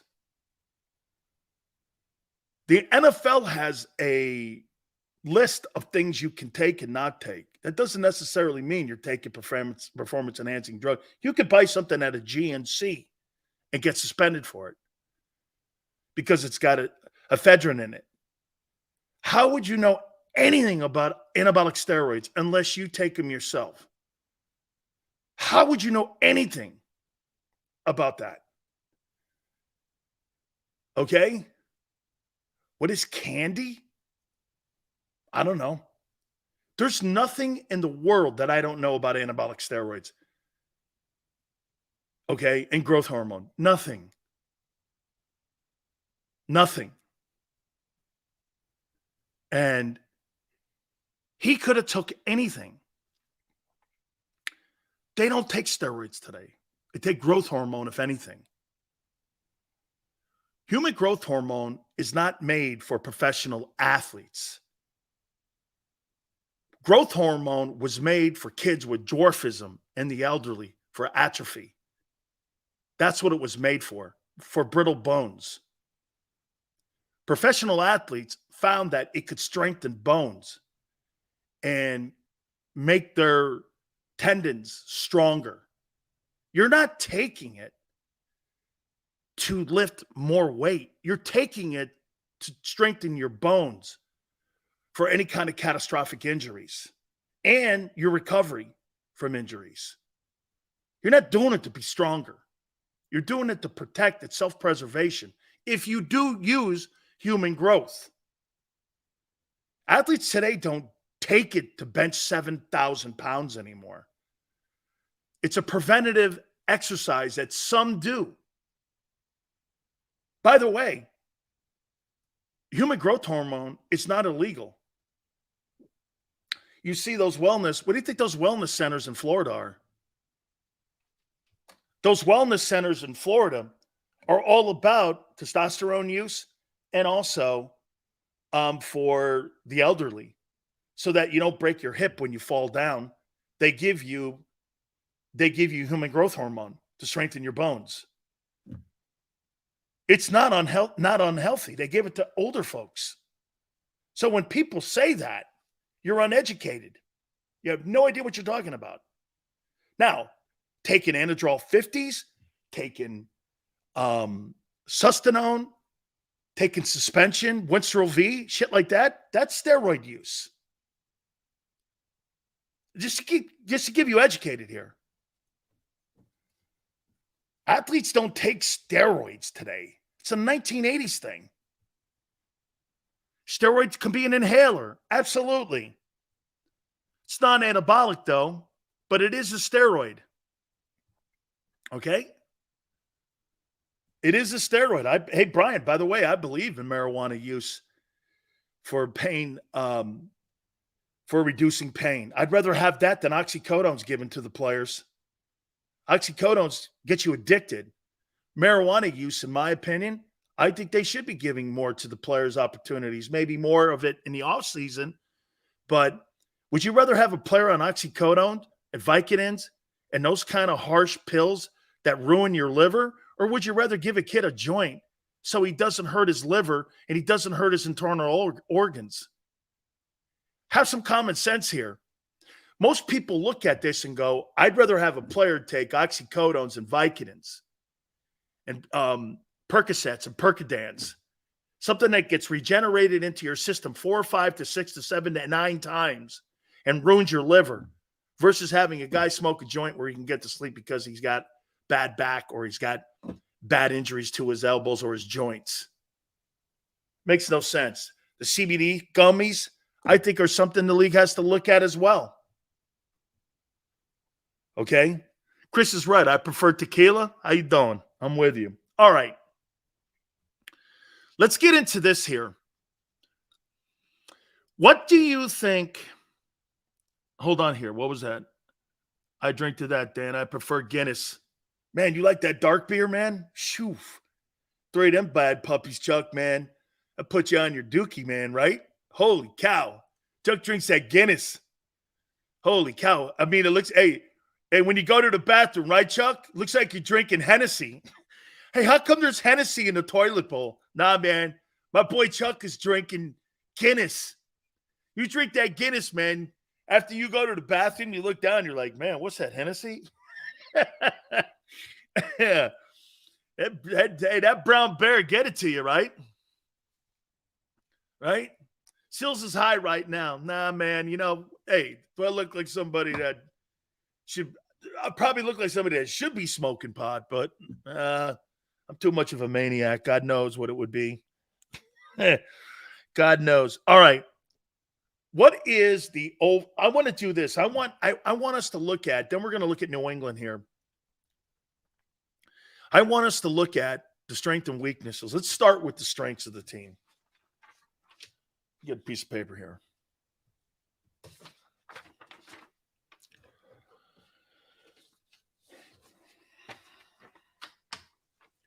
What's the strength of the Eagles this year, 2023? Strength, weakness. I'm going to put already over on the other side. I got 2 already weaknesses. What's the strength? D-line's not a strength. D-line's not a strength. You can't say that today. I said as you're entering the 2023 season, that might be for 2024 strength. You don't know that yet. What's his strength? Offensive line.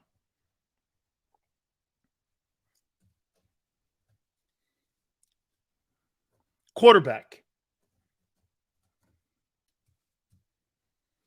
What else? So you think you're strong at wide receiver. Do you guys think you're strong at wide receiver? With only 2. Are you strong at wideout? You got 2 wideouts. 2 exceptional wideouts. So will you take 2 exceptional wideouts and 4 dudes?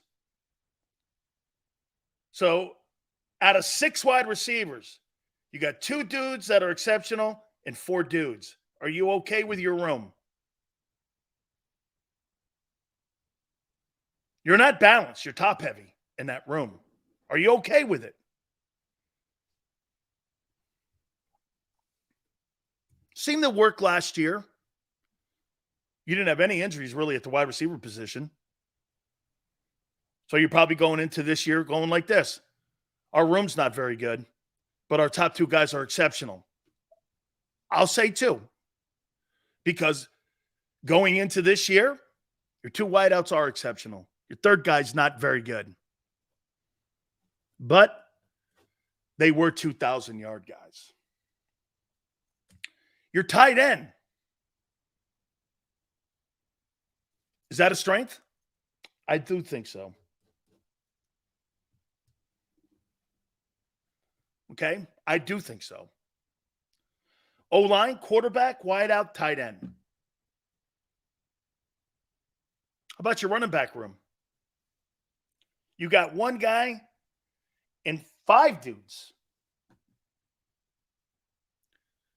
Got the new name, the San Francisco 40 and 85. Easy. You take me down the gutter there. I didn't even edit myself yet. Running back is deep but not exceptional. Chris goes like this. Okay, that's a good. We'll get to that. Chris, I'm all right with that. Running back to being, okay, you're right. I don't think you're strong there running back going into the year either because we don't know. However, what Chris said, the entire offense is a strength. So as a group, yes, your offense is by far the strength. How do you feel about your – we'll do that. We'll do that here in a sec. Okay. How about defense? Your defensive line is not a strength.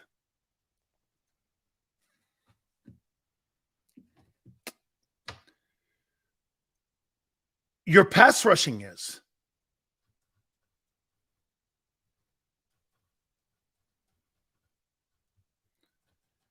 Your run defense is not.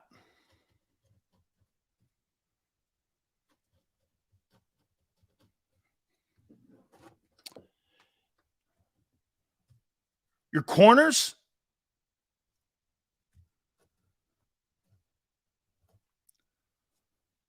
So here's your strengths on defense. Pass rushing, corners.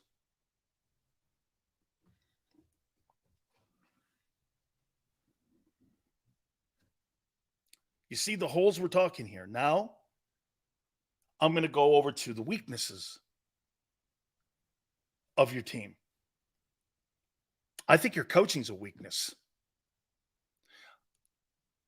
I don't believe that that football team is exceptionally coached.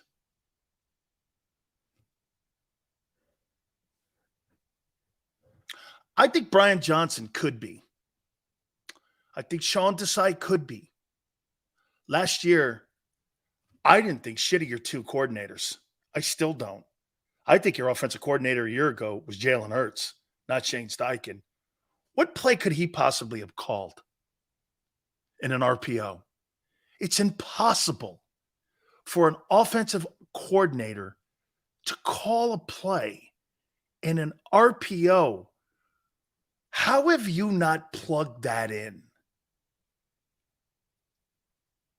All you can do is run an RPO, call the RPO, and the quarterback is either going to keep it, throw it, or run with it. Where did Shane Steichen come into that decision-making process? Constructing the play and the blocking, that's determined by the coordinator. Jalen Hurts is the offensive coordinator. He decides what the play's going to look like. He's either going to run it, throw it, right? Or hand it off. He's got to make those split-second decisions. Where is the offensive play calling genius to that? The genius is in the quarterback's hands and decision-making. So the coordinator in Philadelphia is actually irrelevant. It really doesn't matter if Brian Johnson is the offensive coordinator. They don't need one. They'd need one with Tanner McKee. We saw they needed one with Gardner Minshew last year. Okay, we saw they needed, and when they needed it, they didn't get it. Running RPOs with a guy who runs a 5.3, they did last year when Minshew took over. How does that make sense? Okay. That coordinator last year made no impact on that thing. Hurts was the guy. That's why you had Sirianni on park benches with megaphones acting like he was a cheerleader. Shane Steichen pretending that he was the offensive coordinator when it was really constructionally built because the quarterback makes the decision. By the way, that kid Anthony Richardson, I see Trey Lance all over it. I don't think that guy's that hot. I don't. I think he's Trey Lance. Oh, we'll see. So he's going to improve his game from the college game on being accurate. Yeah, that always works out. When he was never accurate, Jalen got better at OU. He got better at Oklahoma. Okay? He completed passes at Oklahoma. He got better at OU. Shane Steichen? Really? And so then you turn around on the defensive side. I'm more encouraged on the defensive side. It looks like there's some thinking going on over there. Moving guys around, trying guys at different positions, hybriding people. Dude, they're trying to come up with creative ways to be able to use some of that skill set that was lost and use the athleticism. That's what they're trying to do over there. Okay? Saban yelled at him. Yelling at someone, Barb, is not coaching. Nick Saban didn't coach Jalen Hurts. He quit on Jalen Hurts because he could. Because he's got 3 first-round draft choices sitting in the quarterback room. How crazy is that? At one time in that quarterback place, you had Jalen Hurts, you had Tagovailoa, you had Mac Jones, and then you had Bryce Young coming up from the rear. Why would he stick with anybody? You don't have to coach anybody there. Shit, man. Guy's not getting it done. Next guy up at Alabama. They're not coaching anybody there at Alabama. They're giving the next guy the opportunity. You see, at Alabama, this is what happens to you. When you don't play well, you see, in the pros, they got to coach you because they're paying you. At Alabama and in college programs like Georgia and Alabama, if you don't play well, they demote you and move the next guy up. See what you can do. That's not coaching. Okay? That's availability because you got a great program that's recruiting. You can have 4 first-rounders stacked at Alabama at any given position. That's not coaching. That's why coaching in the NFL matters. Once you draft a guy like Derek Barnett, you got to pay him, you got to coach his ass. You got to coach him. You got to develop him. In college, it's all about recruiting. It has nothing to do with coaching. Alabama does the best job. No, they don't. They do the best job recruiting. God bless you, Dan. You and your family. We disagree a lot, but going to be a fun. Absolutely, brother. I love that kind of take from Hollywood. All good, my friend. I love debating people. Hollywood, you're needed on a program like ours. Love every one of you. Quan, JM, everybody. Barb, all you guys that go back and forth. Who the hell wants to talk to yes men? You know what I'm saying, Brian? Same with you, Brian. Who the hell wants to have a conversation with people that are yes people? Okay? Those are the lamest ass shows. And you know what those shows are? You got the screen caller in a radio show not having the guy come on because he disagrees. I want the guys who disagree with me. I don't want to have a love fest and listen to the same guy from South Philly, Billy from South Philly, calling Sileo every day at 7:30 a.m. You know, I used to have a rule. Hey, guys, you want to know something? I had a rule. Tone, you'll like this. This is a different format compared to radio. I used to have a rule. You could call Monday and Friday, but you couldn't call every day. I'm not looking to have a daily conversation with you. Unless you're exceptional. So I give you 2 calls a week to get your thoughts in order. And always it worked because everyone had their opinion ready to rock. Okay? Seals, my wife's mad at me for flying to the Dallas and Eagle game.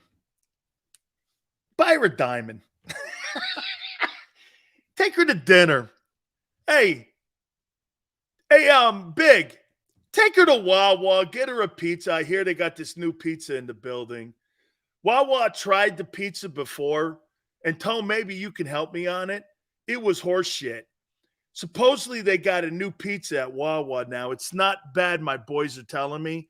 So when I get there, I'm going to try it. But I tried it a couple years ago. They made an attempt on the pizza. Things sucked out loud, man. They are not pizza makers. That's not where you get pizza anyway. So someone told me now, though, they've kind of like trying to perfect the pizza at Wawa. So I'm like, okay, well, let's see what they got here. So I'm going to have to check it out. I almost threw my guts up. See, I'm a Colony pizza guy. There's a place in Stamford, Connecticut that's right down the hill from me. And I grew up, and even the guy from Barstool, Dave Portnoy, he says it's one of the greatest pizza places in the United States. And I grew up on this place called Colony. It's right down in the Cove where I was born. It's where all the Italian guys lived. And so Italians and Greeks and all that. It's right around Clairol. It's right down to the bottom of it.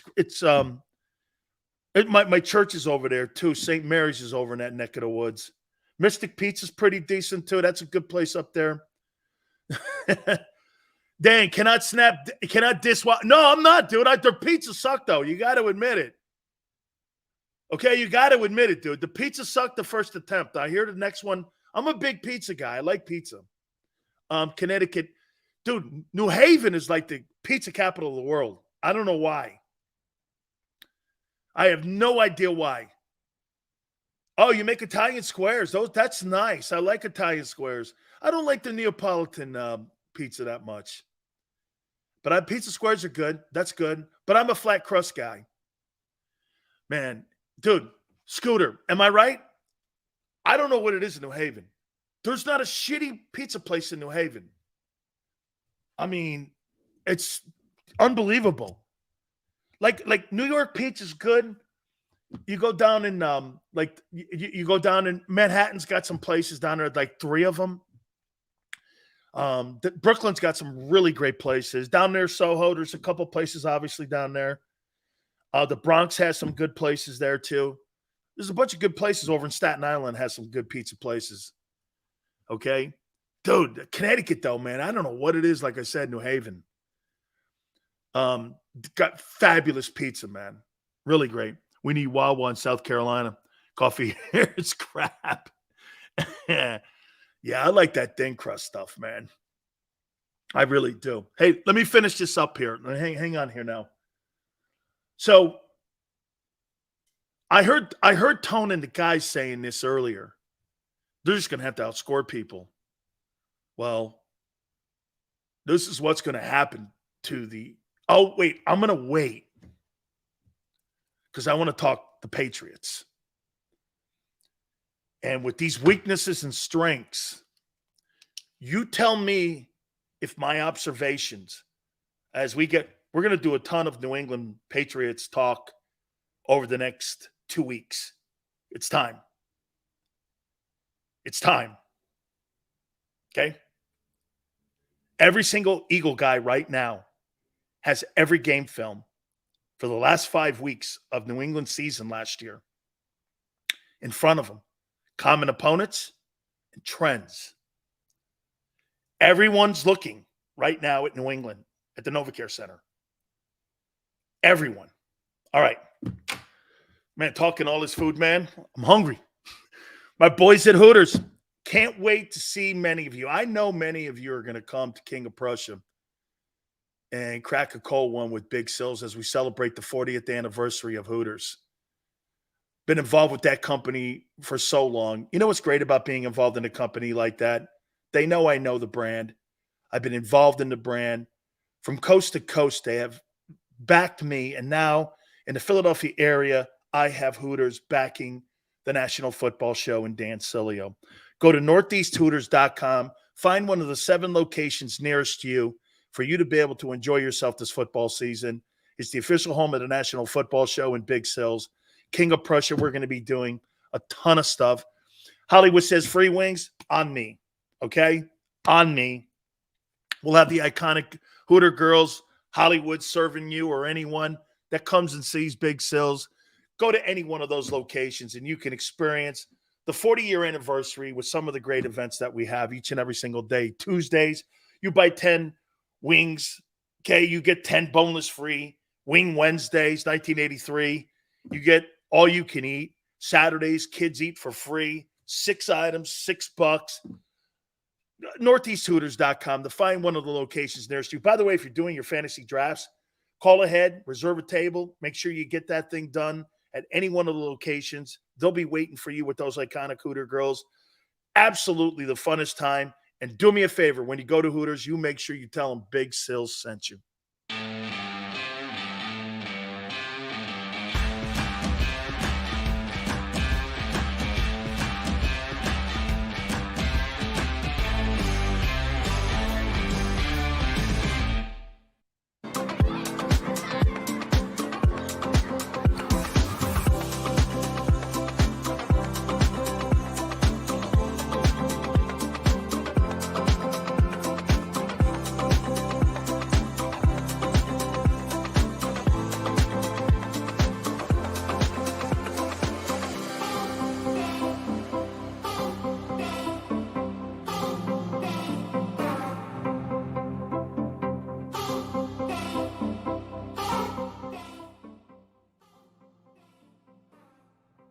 Heading down the shore, have a ball once more. Here, imaginations run wild and time stands still. Because here, you can find the best of the Jersey Shore, all on one 5-mile island. So leave the old you behind and get lost in the woods. Wild, wild, wild wood days. Score and save in southeastern PA and Delaware with Colony Pools this football season, and let the experts close your pool with a custom Merlin safety cover in green for the birds. And if you join our Winter Watch team, we'll give you another 20% off, and Colony Pools will handle it all. Keep your tiles on your pool, not in your pool. Fly with Colony right now, birds fans. Visit flywithcolony.com.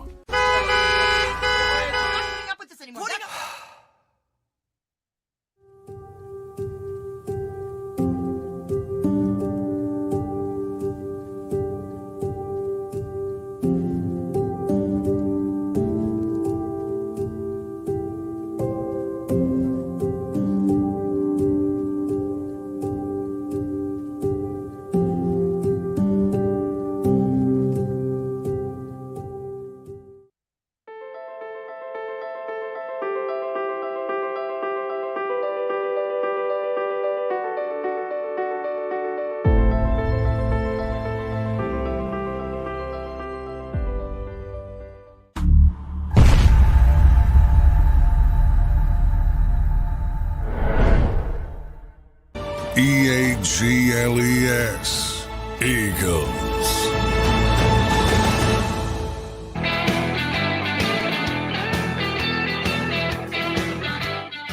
I want to follow up on one thing, and I want to ask you guys here this question here. It was really cool talking, and Tony was talking to me prior to coming on the air today. He goes, I could tell that interview with you and Angelo meant a lot to you. And I go, it did, because he's one of the people in the business that I respect. Because you know what Angelo did? They tried firing him every year he was on the air at WIP, but they couldn't because of two things that made him relevant: ratings and revenue. You can't fire that guy. And yet they did that to me in Tampa. They did that to me in Tampa for a slip up on the air. But you know why? The Buccaneers called and said, it's either him or us. So they put the weight of the NFL behind my firing in Tampa. That's the truth. That's okay. And he was talking to me and he goes, did you anybody in Philadelphia ever ask you? I said, no. I go, there was a program director, by the way, back in the day, Andy Bloom, who was the program director at WIP, who contacted me and says, how'd you like to do a show? Didn't you guys have a guy by the name of Josh Ennis? Did you guys have an afternoon guy by the name of Josh Ennis that was on the air at WIP? Does that name sound familiar? Josh Ennis or something like that? Does that sound remotely like familiar? Okay, so they called me when he was still on the air, and I think he was like number one in the afternoon. But I heard everybody at WIP sales hated him. And this is me and Angelo talking, because he asked me, did anyone ever call? I go, Andy Bloom did. They were going to have me replace Josh Ennis. But then the people at Odyssey wanted me in the West Coast. And I didn't want to stay in the West Coast. I was initially, by the way, Niner, I was supposed to be the morning. I was offered a 3-year contract at the game. And they came in and X'd that. And they wanted me to do a startup in San Diego in a flip. The only reason I did is because, you know, my family didn't want me traveling around. I also was offered Colin Coward. No, it wasn't Colin Coward. Who was the guy that was doing a radio show in the midday and he left for podcasting? I went and auditioned and they were going to give it to me.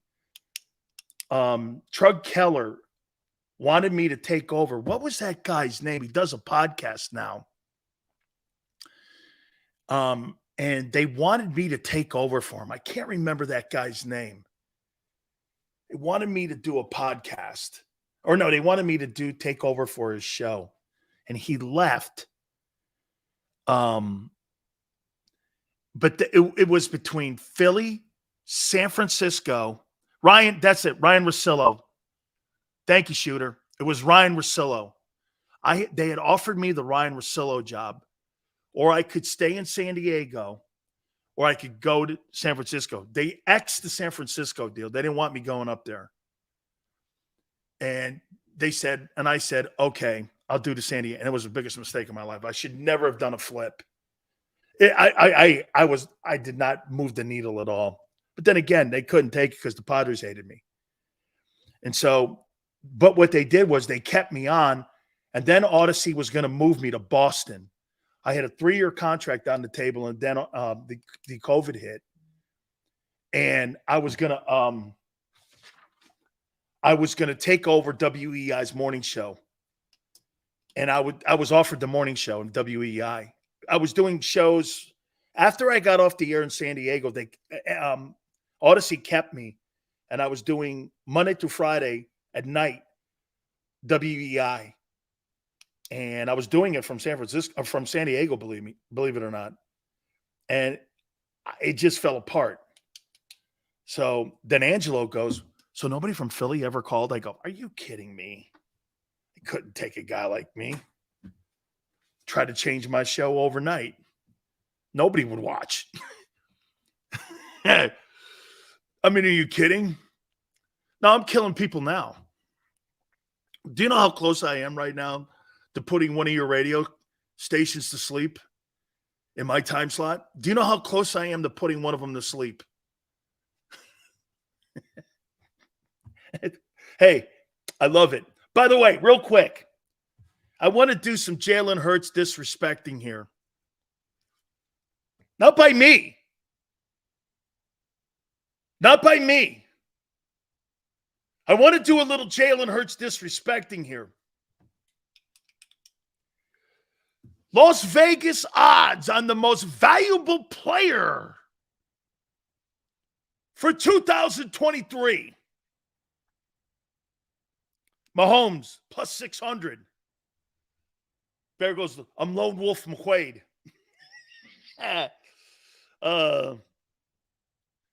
Judah goes, Sills, I got to be honest. This is the only show I watch live on YouTube. That is such an honor, Judah. Thank you. Dude, thank you. Look at, see, that's as nice as Quan's ever been to me. See that, man? Do you know what a ringing, hey, you see what Quan just did, Tone? Nice show you have here. Get this. Hang on, Quan. That's as good as an endorsement from Angelo Cataldi. That's as good as an endorsement.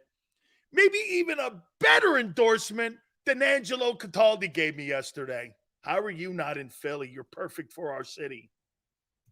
Even Tone goes, I couldn't believe what I heard.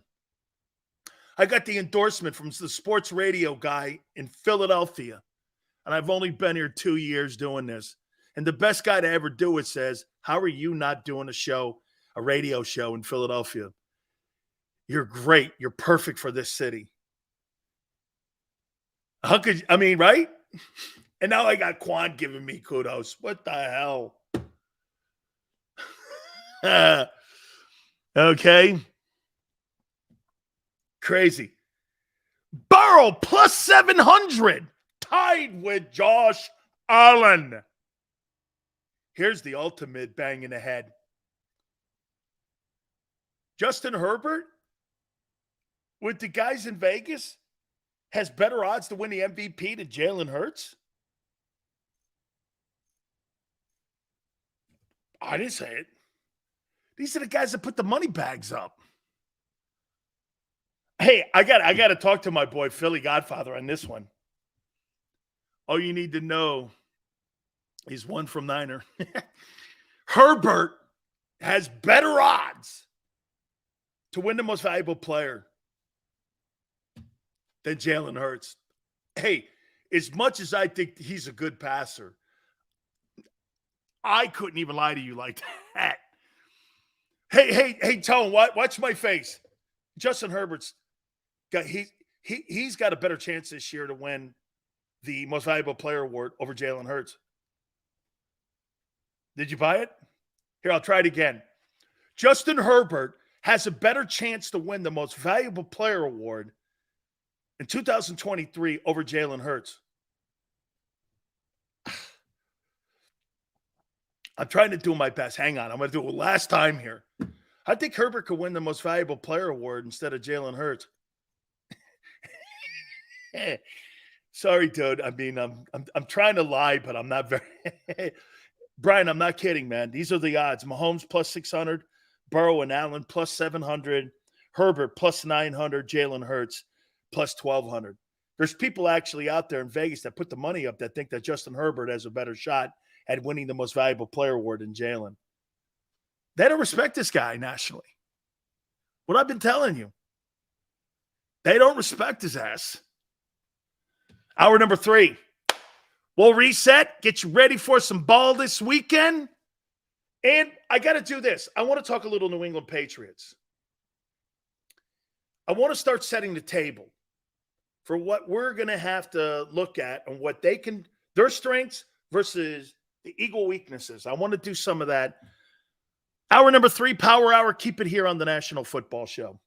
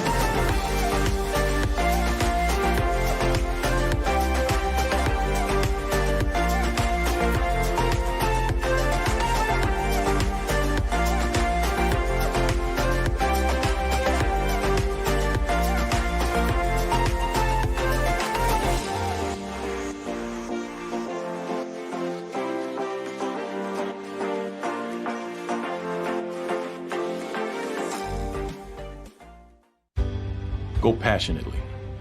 Go fearlessly. Go confidently. Go Birds! Go confidently towards your goals with First Trust, Philly's hometown bank for nearly 90 years, and the official bank of the Philadelphia Eagles. We're focused on getting you over the goal line. So go with conviction, go with trust, Go Birds! and go forward with us by your side. First Trust Bank, the official bank of Philadelphia dreams. Oh, and go Birds.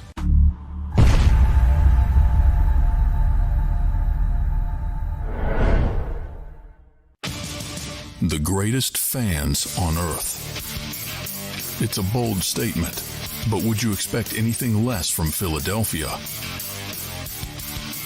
58 years of heartache creates a toughness, a grit, a resolve not found in most. Sure, our prayers were answered, but now that we've had a taste, we're looking for more. Pondley Hockey, official partner of the Philadelphia Eagles. All right, did you know I was the mommy slam dunk champion? Really? Yes, really, don't sound so surprised. Let's see it. Oh, you're ready. All right, here we go. Let's hear the crowd. So go to right, I go to left, fake 'em out. Mama, go up, up, up. She did it. Again? You can't avoid gravity, but United Healthcare can help you avoid financial surprises by helping you compare costs and doctor quality ratings. United Healthcare. Uh-huh. EAGLES. Eagles.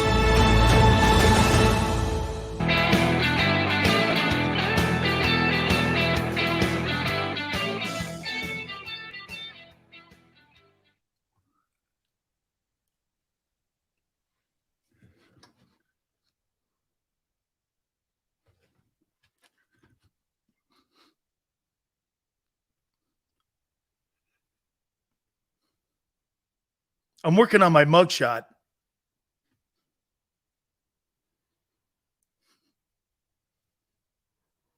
I want a mugshot.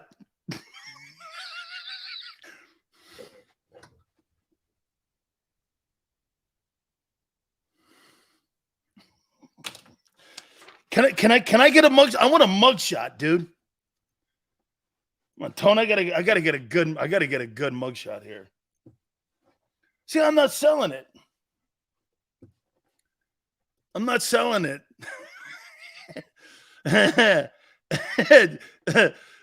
Toe goes like this, that Trump mugshot. Big Sills, my guy, how are you? Even with our offense being loaded, does the NFC East still worry you to some degree, or you can convince us? Thank you very much. I'm gonna get to all that here. Hang on here. I got you, Ace. Thank you very much, brother. I've seen the mugshot. Seen your mugshot on the wall at the post office. There's only one time I got arrested. I got to tell you, my aunt's probably going to faint when I say this. So, hey, and get this, you're going to find this hilarious, but not really. So I'm at a stoplight with my friend Jim.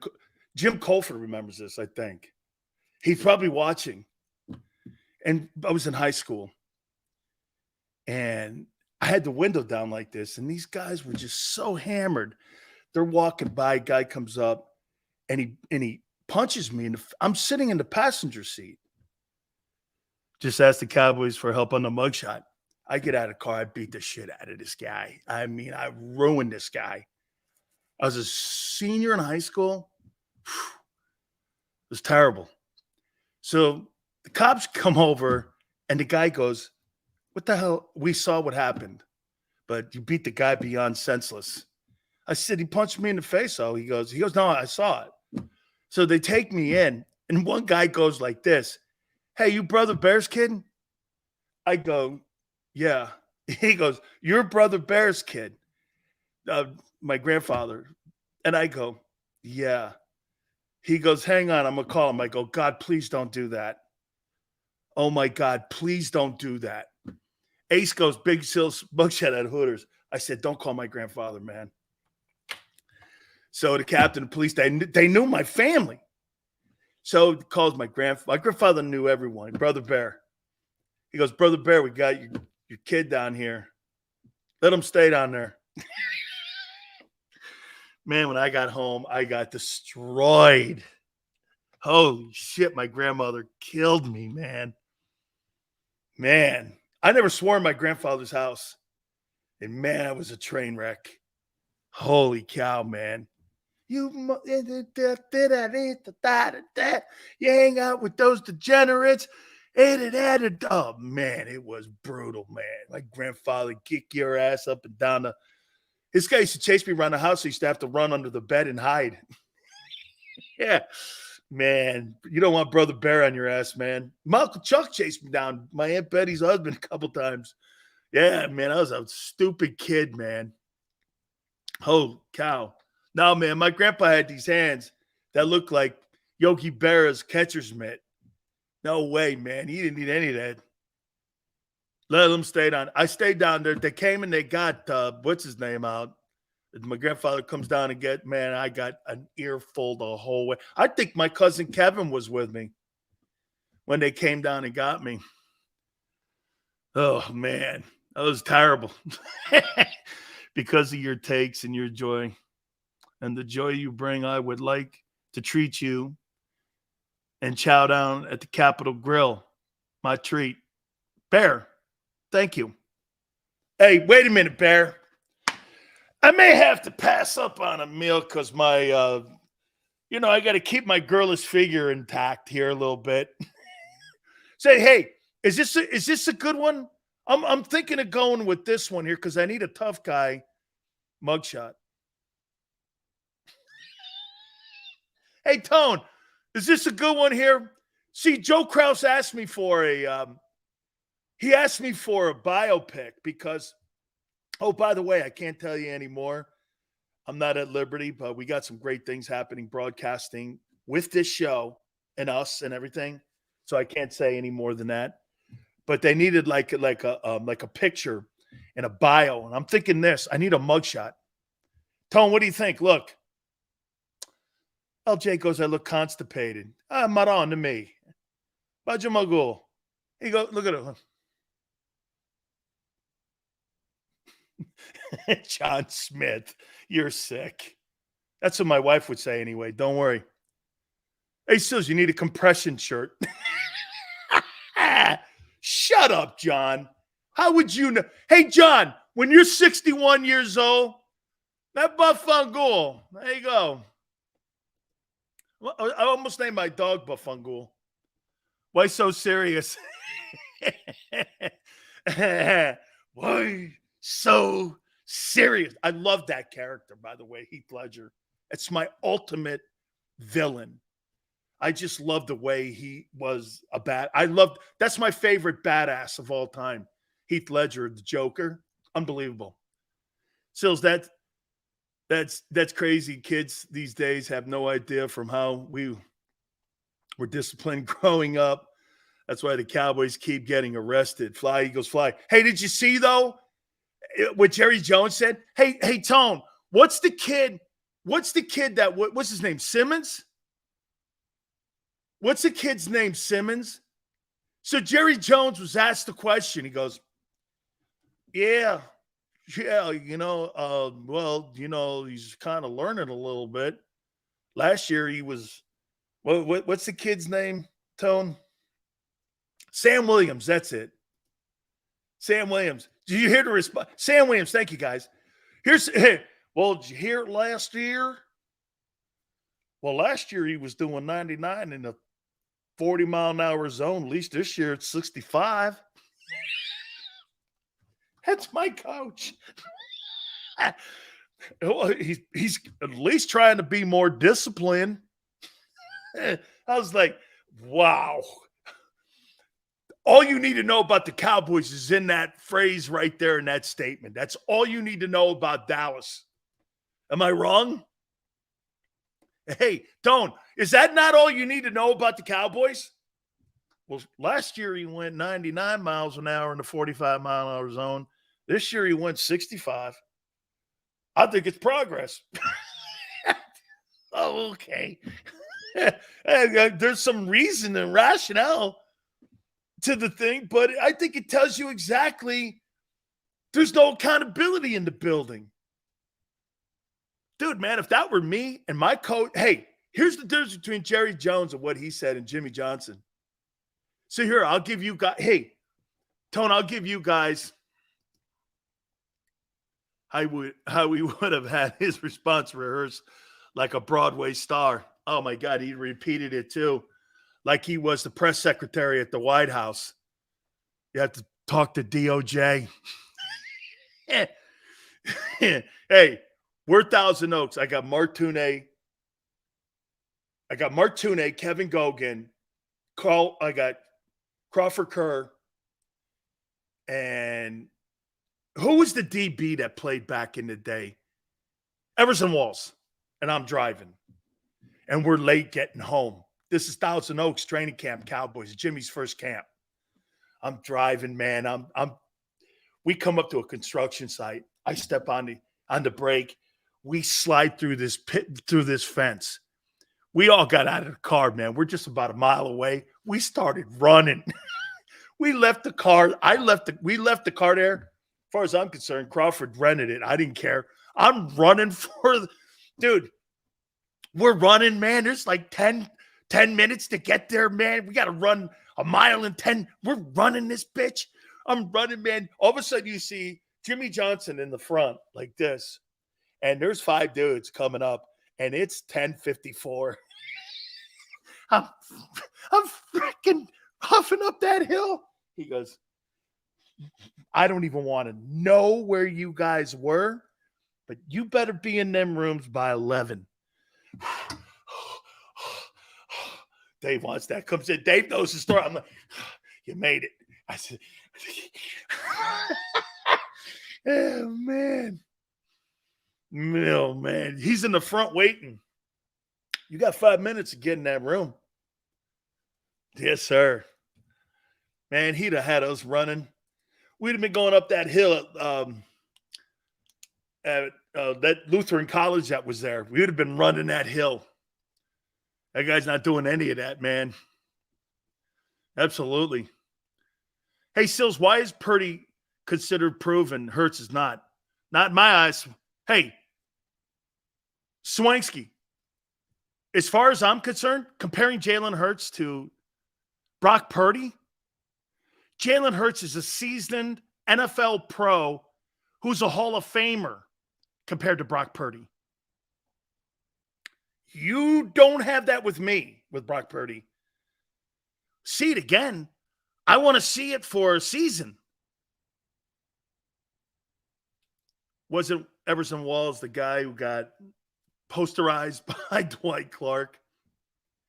Okay, but Joe Montana and Dwight Clark. Quan, yeah. So that sounds like the Cowboys will struggle again against elite teams other than the NFC East teams. Ibanez, and you mean the Eagles. See, here's what the Eagles will do. The Eagles will play 2 tough games against the Cowboys, win one of them, but then turn around the next week and beat the Bills. Here's what the Cowboys will do. They'll beat the Eagles in one of those head-to-head matchups, and then they'll turn around and they'll lose to the Cardinals. That's who they are. Because you know why? They can't keep and stay on the gas pedal. They look up and down to their opponents, no matter how talented they are. You know that criticism that I had about the Eagles last year when I said you guys didn't play anybody? Yeah, but you never let off the gas pedal, and you kicked the shit out of everybody. The Cowboys will do this. I'm going to let off the gas pedal one week. Well, dude, you can't let the gas pedal off, especially against lesser opponents. I'm going to give you guys a great comment that Steve Spurrier told me. Steve Spurrier was asked the question why he runs a score up on people. Why do you think a coach runs a score up on people? Why do you think certain coaches, they just jam that score in on people? Why do you think they do that? Because they're jerks? Yeah, well, there's some jerkness to it. But why do you think teams like that?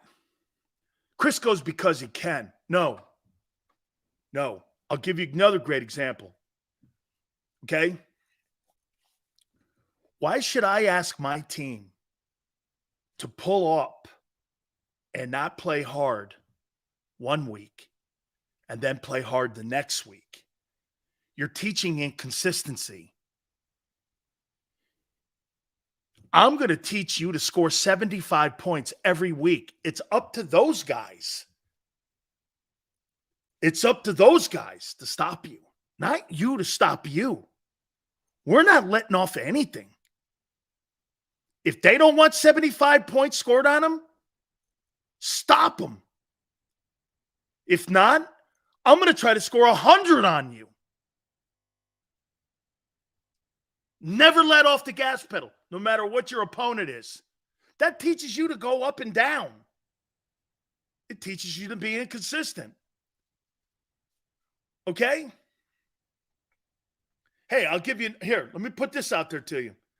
So we're putting the wood on Notre Dame. Do you know that I was on the team that beat Notre Dame by the biggest margin in the history of Notre Dame? We beat them 58-7. How's that for you, Tone? Notre Dame has never been beaten by more than 51 points. We were running reverses. We were running play action passes, but we had our third team in, and they couldn't stop us. We beat the living shit out of them. And that's why convicts and Catholics, after that became a thing, is because of what we did to Jerry Fouts in his last game.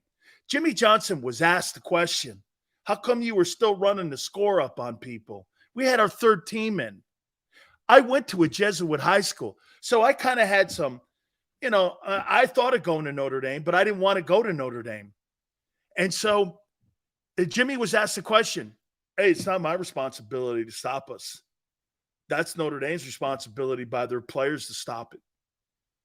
We were running reverses, and Eric Parsegian was in the booth, and he was saying this shit. You would think Jimmy Johnson would show some compassion. When I heard that comment, they asked me in the locker room after, what did you make of the comment that Eric Parsegian said that you guys should have showed compassion for Notre Dame? I said, well, in the 70s, Notre Dame would come down to Miami and beat our asses 77-6. Where was their compassion? Why should I have compassion? I mean, I'm not even sure. You're asking us to lay up because you didn't want Notre Dame to get their faces kicked in? I was like this. Not enough women at Notre Dame. All right, JH1, that's probably true because they had them at St. Mary's. It's true, my recruiting trip, I did say that. Where's the girls? Notre Dame doesn't have girls. They're at St. Mary's. No chicks, no sills. that ain't happening. I'm not. Where's the girls? Well, you don't have girls at Notre Dame?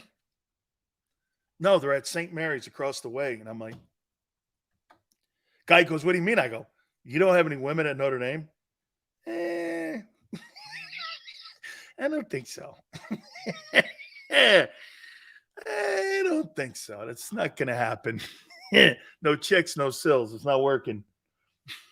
Oh, Madon. All right. Hey,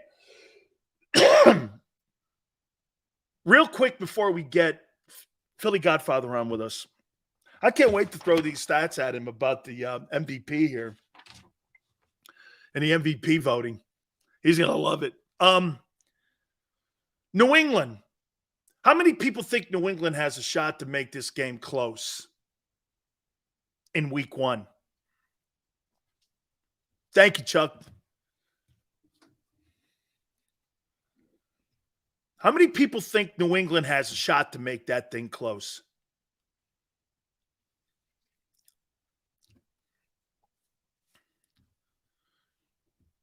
$29 goes, I do. I wonder, I hear kind of Tone beating around it. I want to know what he thinks. Does he think that game is going to be close in week 1? For sure. It's week 1. 35-16? 35-27. I like that score. Fourth quarter game?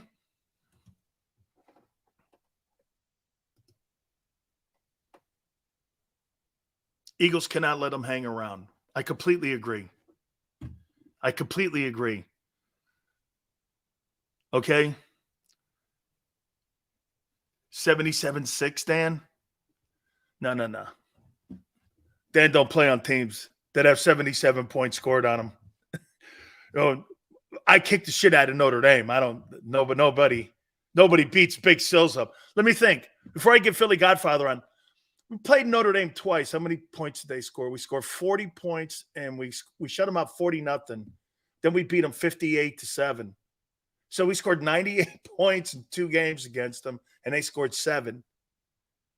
Touchdown Jesus took a knee that day. So we're going to start this bad puppy off with a little Jalen Hurts disrespect, and I got to get it from the man who helped sets the lines here. And hey, before I go there, that's why hard work is not pushed anymore because of feelings. That's right, Ace. I appreciate it. How you doing, brother? Got back from Vegas. I mean, when you're out in Vegas, you feel like a billionaire. Everything's perfect. The restaurants are everything's delicious.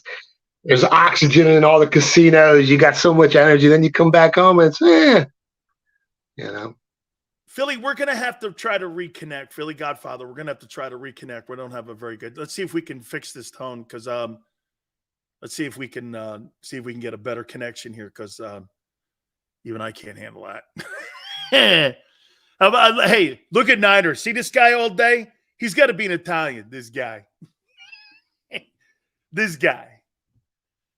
Jerry Jones, man. This guy hates Philly. Philly, I don't think hey, Angelo Cataldi said you're not winning the Super Bowl this year. Angelo said it. He's Philly. He don't think you're going back to the Super Bowl. Okay? He don't. Let's see if we're better here. Philly Godfather, you there? I'm here. Can you hear me? Oh, absolutely. Here we go. All right. I got something for you. Right. You're sitting in Vegas now, okay? Here are the odds for the most valuable player award. Mahomes, plus 600. Burrow, plus 700, tied with Josh Allen, plus 700. Justin Herbert, plus 900. And Hurts comes in 5th at plus 1,200. What's the best pick there? The 2 bets I made this year were Justin Herbert at 10-1 and Dak Prescott at 22-1. They're the 2 MVP wagers I placed this season. Okay. So do you think there's national I'll tell you this. We had Angelo on yesterday. He's with you. He doesn't think the Eagles are going back to the Super Bowl. And he just doesn't think it because he thinks it's almost impossible to make that repeat to get back there again. Tell me why this year there's more optimism this year than there was even last year on making it to the Super Bowl. And they got lesser guys on defense. Yeah, I mean, it's the hype train, right? The public gets behind the team, the media gets behind the team, and everybody in Philadelphia wants to see the Eagles get back to the Super Bowl. But the sad reality is you can't replace those 5 starters they lost on the defensive side of the ball that were worth so much. I mean, you look at the tackle production, the sack production, just the overall production of that defensive side of the ball, and everything had to go right for them last year to make it to the Super Bowl and lose. And they had one of the easiest schedules in the NFL last season.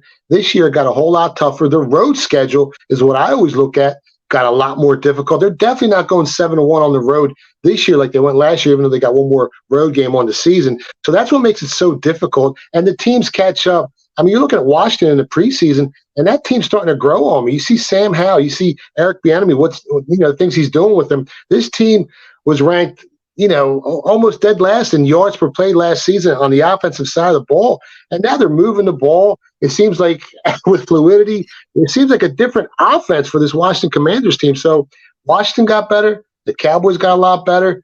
The Giants got better, but their schedule's really tough this season. So everyone's, the Eagles got a target on their back this upcoming NFL season. How about, are you in the camp with Angelo Cataldi that he thinks Nick Sirianni's a cheerleader? I mean, I'm not. He thinks he's so overrated as a coach. Yeah, I said all the time, you can't argue with winning. I mean, he's winning. So unless he has a disastrous season this year, I'm not going to change my opinion on him. It's Howie. Oh, Howie's amazing. I mean, Howie built some great teams, but at the same time, these guys got to play for you. And you still got to coach. Let's be honest. The NFL is one of the leagues where, you definitely need great coaches. If you lose a defensive coordinator, offensive coordinator, we watch the following season how different their teams perform. So coaching is very big in the NFL. The NBA, maybe not so much. Absolutely. All right. One of my favorite things to do with you each and every single week is talk to you about some of the great prop bets that are being thrown around now as we get ready. And this is your business here. So let's go here. Lamar Jackson, over 750 yards rushing. It's minus 115. Where are you going with that? They're supposed to pass the ball a lot more this season.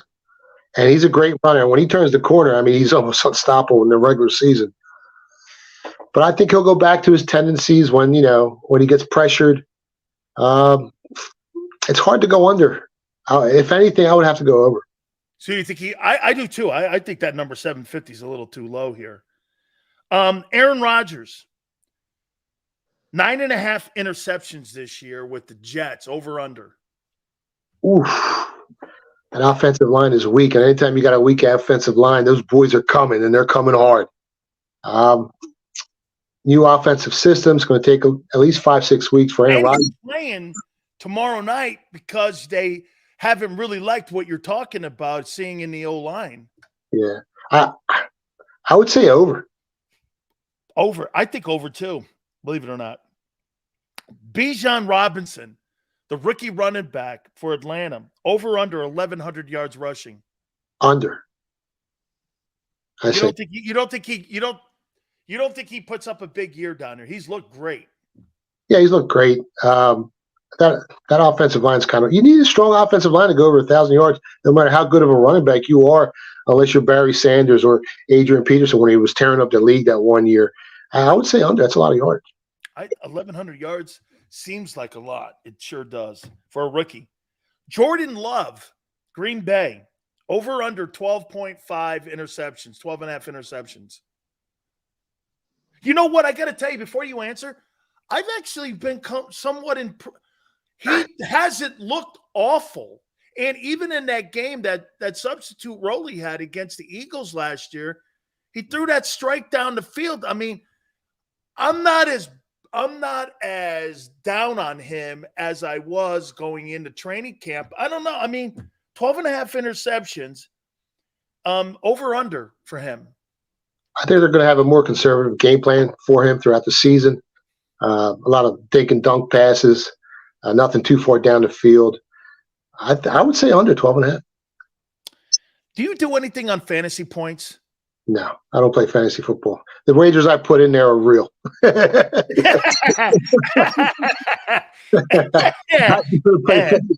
Even though my kids enjoy it, everyone I know enjoys it, and they try to get me in these leagues every year. I'm just so much. It's so hard for me to. I don't get it. I try to. I don't know. I'm sitting around a circle jerk with 10 dudes talking about guys' numbers. It's not going to move the needle for big sills. Listen, I always tell people, if you're going to go to a bar with 5 guys, make sure there's 5 chicks with you, because 5 dudes with big sills at a bar talking fantasy football, that's not going to work for me. And I don't think Philly Godfather. I always tell them, bring backup. You better bring backup. You better have 5 chicks with you too here.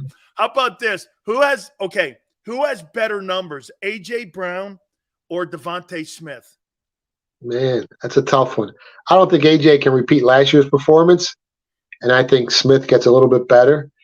It's going to be right there. If anything,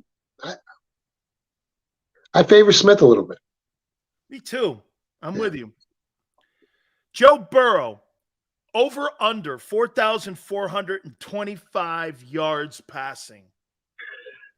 Man, he's so good. He's my favorite quarterback in the entire league. It's him and Mahomes, the 2 best. Joe's done it with some of the worst offensive lines in football. I think the rest of the division got a lot better, and I would say under. I got to throw another Angelo line at you. I asked Angelo the same thing I asked you. I go, do you think if Doug Peterson's the head coach of the Eagles in the Super Bowl, they win the Super Bowl? He goes, absolutely. Do you think that too? I think so. He's a better coach than Sirianni. I don't want to try to clown on Sirianni because he's done, whether it's been luck or, the moon's aligned the right way while he's been coach, he's done a good job. But Doug Peterson is just a lot better than him. He also said that if Carson Wentz had not been hurt, there's not a chance in the world that the Eagles would have won the Super Bowl in 2017, because he doesn't think that guy had any intestinal fortitude to take and do the right thing. He think it took a guy like Foles to finish that thing off.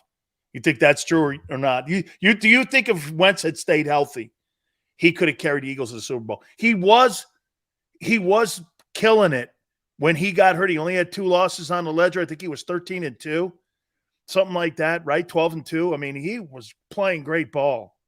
I don't really agree with that, because that season, Wentz was, before he got hurt, he was confident. I mean, some of the plays out the backfield, he was avoiding pass rushes. He was throwing, strikes on a laser, on a rope. He was confident that year. I think he lost his confidence after he got hurt and after he got banged up with the knee and with the back. And then he starts second-guessing himself.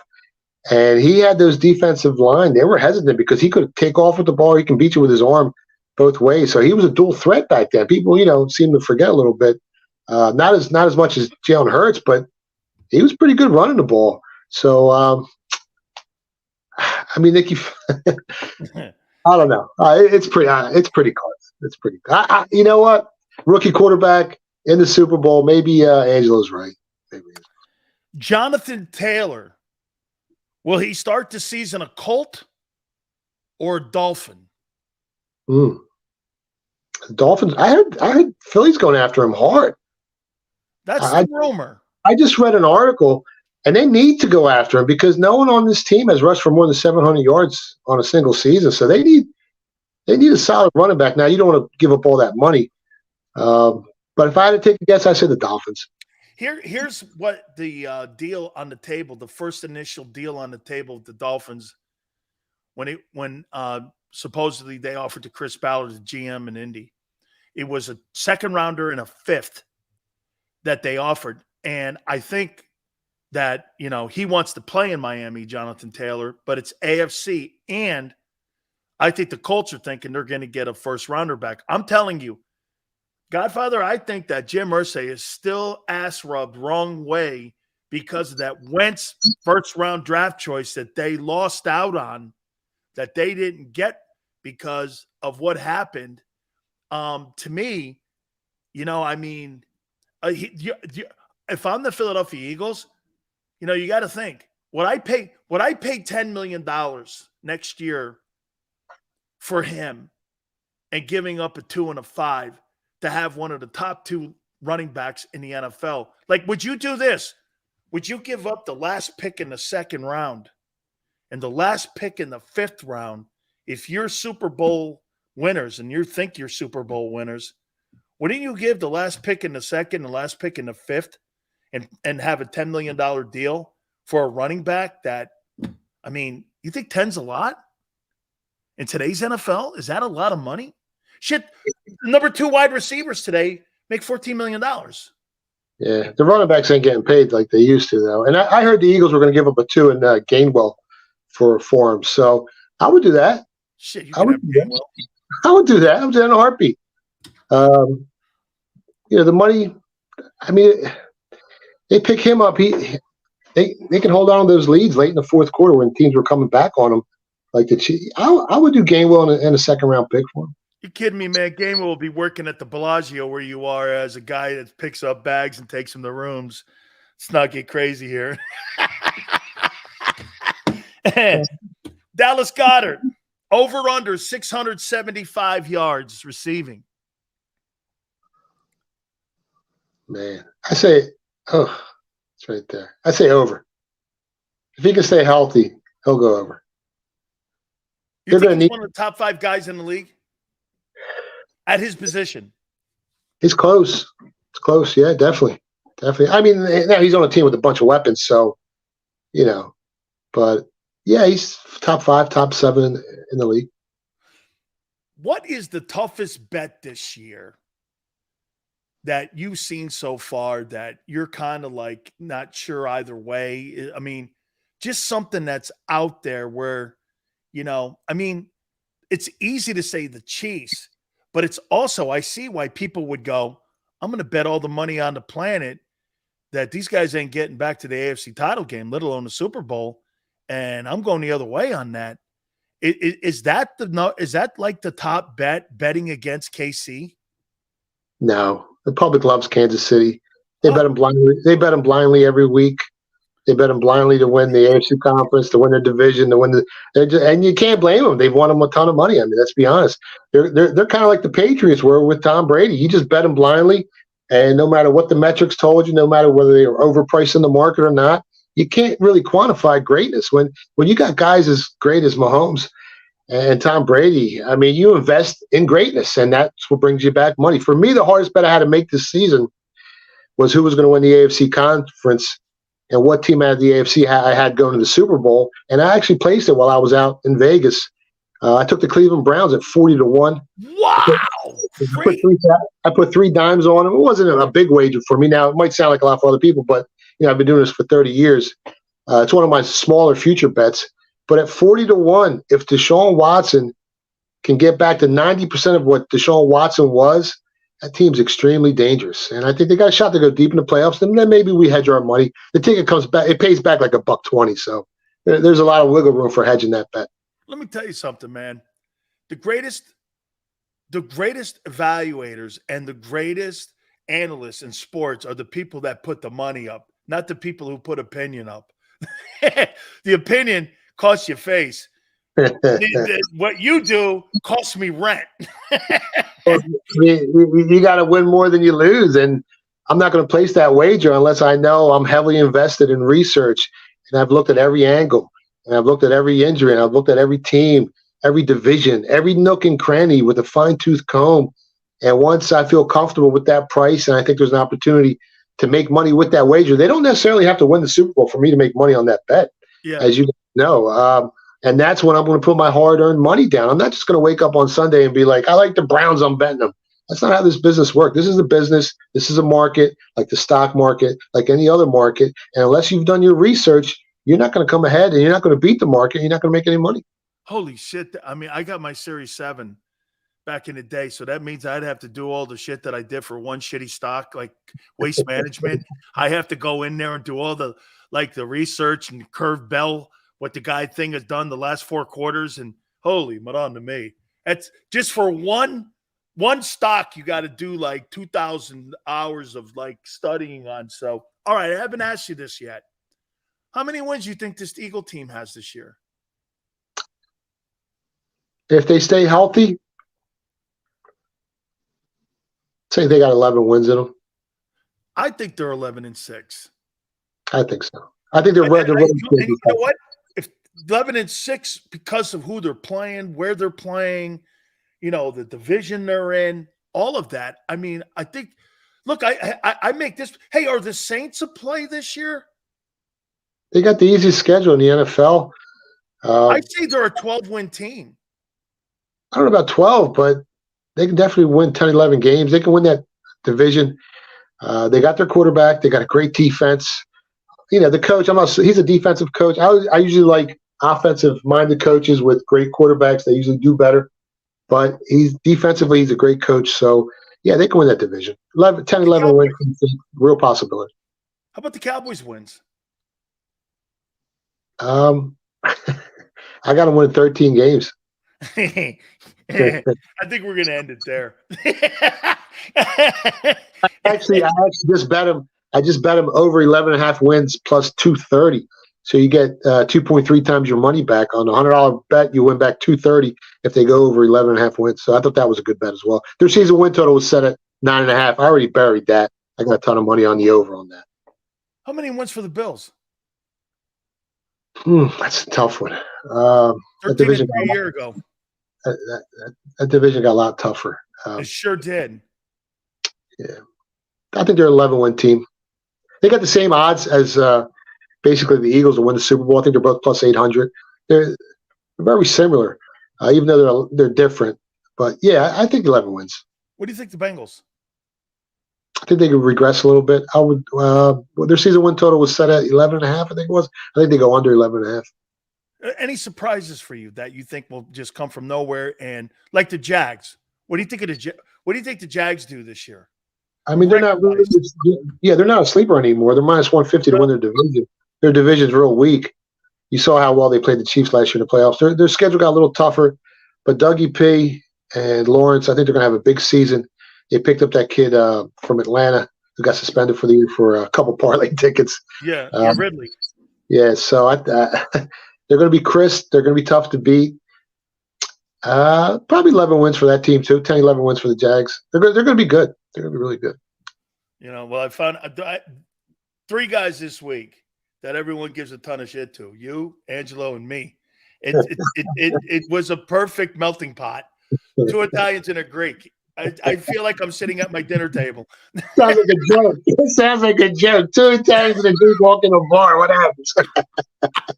Hey, Philly Godfather, thank you so much, my friend. Thanks, man. Thanks for having me on, Dan. You bet. We'll catch you next week there. All right. Hit the like button. Keep it here on the National Football Show.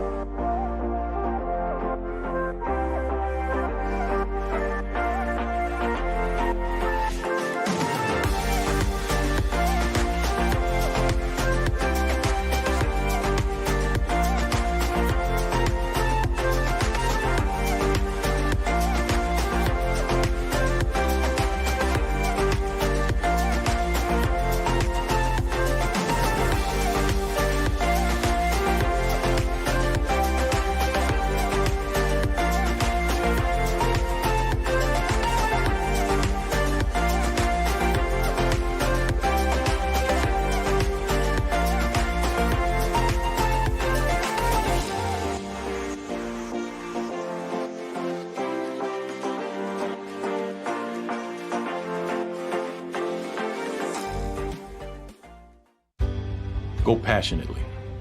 Go fearlessly. Go confidently. Go Birds! Go confidently towards your goals with First Trust, Philly's hometown bank for nearly 90 years, and the official bank of the Philadelphia Eagles. We're focused on getting you over the goal line. So go with conviction. Go with trust. Go Birds! And go forward with us by your side. First Trust Bank, the official bank of Philadelphia dreams. Oh, and go Birds.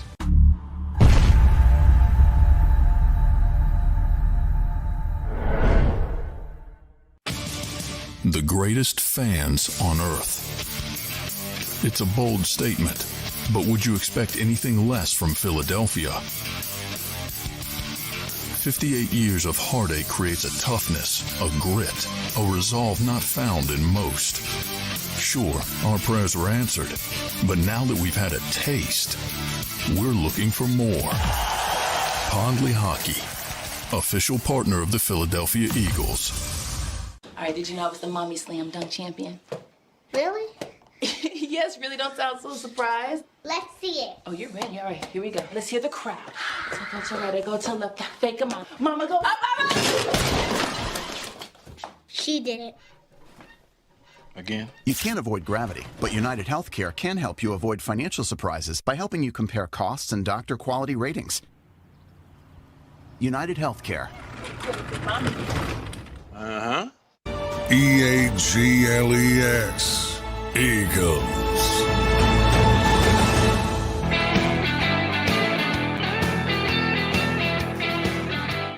I think I'm settling in on this mugshot for Joe Krause. What do you think, Tom? Am I selling it? I need a really good mugshot. Oh, yeah, I like the eyebrow up. Glasses off. Let me try it. Oh, that's better.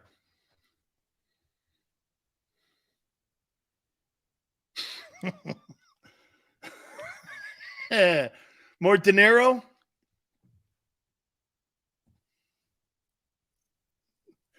Yeah, I could do a De Niro mugshot.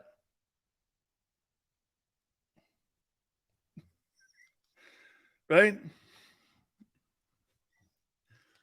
I got to come up with my good Trump look. You look like a wise guy.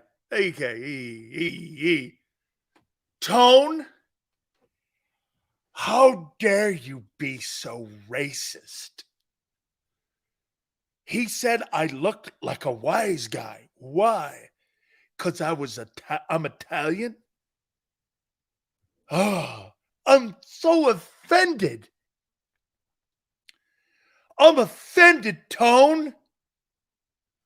Look constipated. Hey, you look like a wise guy. Oh, I see. Would you say that to an Irishman? Huh? You wouldn't say that to an Irish. You'd say it only to an Italian guy. Sounds like this. He goes like this. Hey, you look like a wise guy. Oh, my God. My God. Who's already lying? That fat guy that used to be on the Trump show or the Stern show? Sill's father. Sill's father. Hey, real quick here, as we get ready and go in, look, last night that thing was an abomination. The Eagles, Tone was saying it earlier on the Sports Take show that dude, they were looking for two dudes last night. And they were hoping to give the job to Trey Sermon. And get this. Tell me if you disagree with this. Tone, I think they were thinking of this. If Trey Sermon shows enough, they'll cut Rashad Penny. They'll cut Rashad Penny. Gave him 2 games to take Penny's roster spot. Okay? And they're going to go with Penny.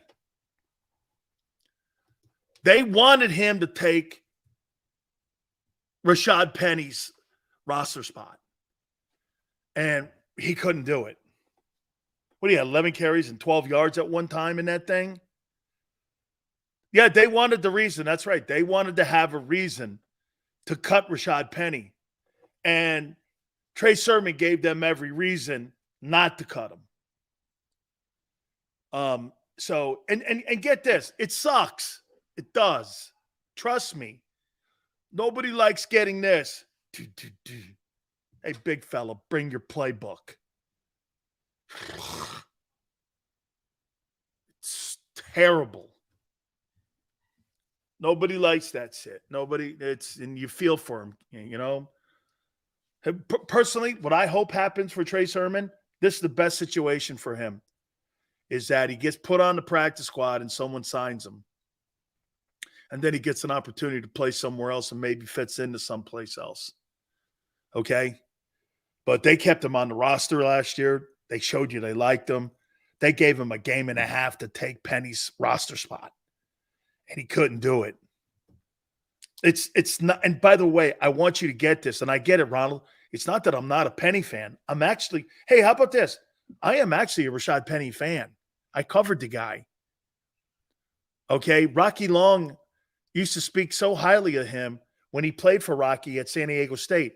I like Rashad Penny. He's a good dude, but he's just never been reliable. And I don't mean that character-wise. I just mean that physically. He's just never been reliable. It's all that is. Nothing personal there with that.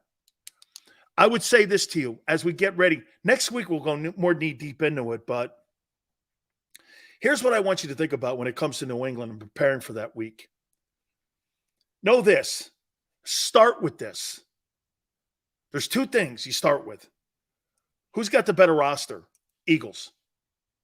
Not close. As of 53, not close. On the other hand, who's got the better coaches? New England.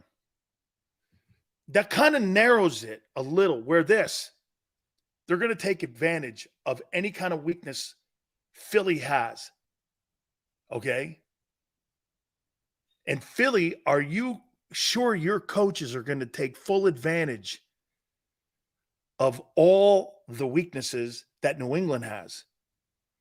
You have not had a very well-coached team the last 2 years in games you've needed. You got lucky because of a player knocking out a quarterback in the NFC title game. That's a player. That's nothing to do with coaching. Or maybe Kyle Shanahan. But in games you had to have against elite teams, you've been beaten. They're going to close the gap on you. New England's going to run the ball at you. And if you can't stop that run, that makes it New England is going to try to make this thing the ugliest game that you've ever seen, worse than last night. They want that thing to look so awful. Fumbles, 3 and outs. Dude, the greatest thing ever happened to New England is if the Eagles have 3 and outs in the first half. That'll keep the game close. See, New England wants to be no more than 10 down. If you're 10 down, you're in it. You're still in it going into the third and the start of the third. You can't be like this because they can't throw themselves out of trouble. If they're down 21-17, if they're down 21-3 and it's halftime, that game's over. That game's over. But if it's something like 17-10 and it's halftime, that's a New England Patriot football game. Now, 31-17, Twiz, that could be a closer ball game early, and then in the fourth quarter, you pull away. Okay?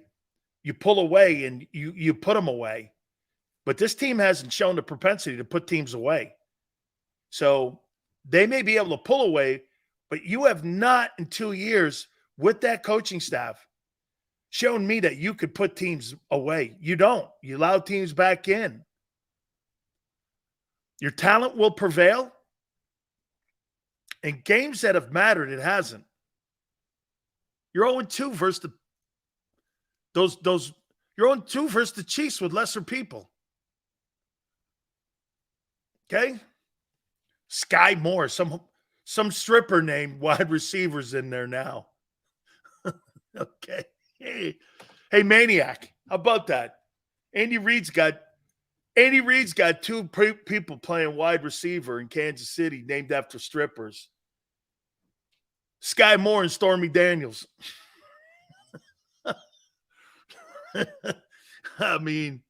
This guy's amazing. They're going to want to make that game close. Got to stop the run. Kadarius Toney, the Eagle Killer. Who? Okay, Forte. Okay, see, I opened the rabbit hole. Not good. The Pats have sucked, but the coaching is still outperforming the talent besides Fat Patricia. Fat Patricia.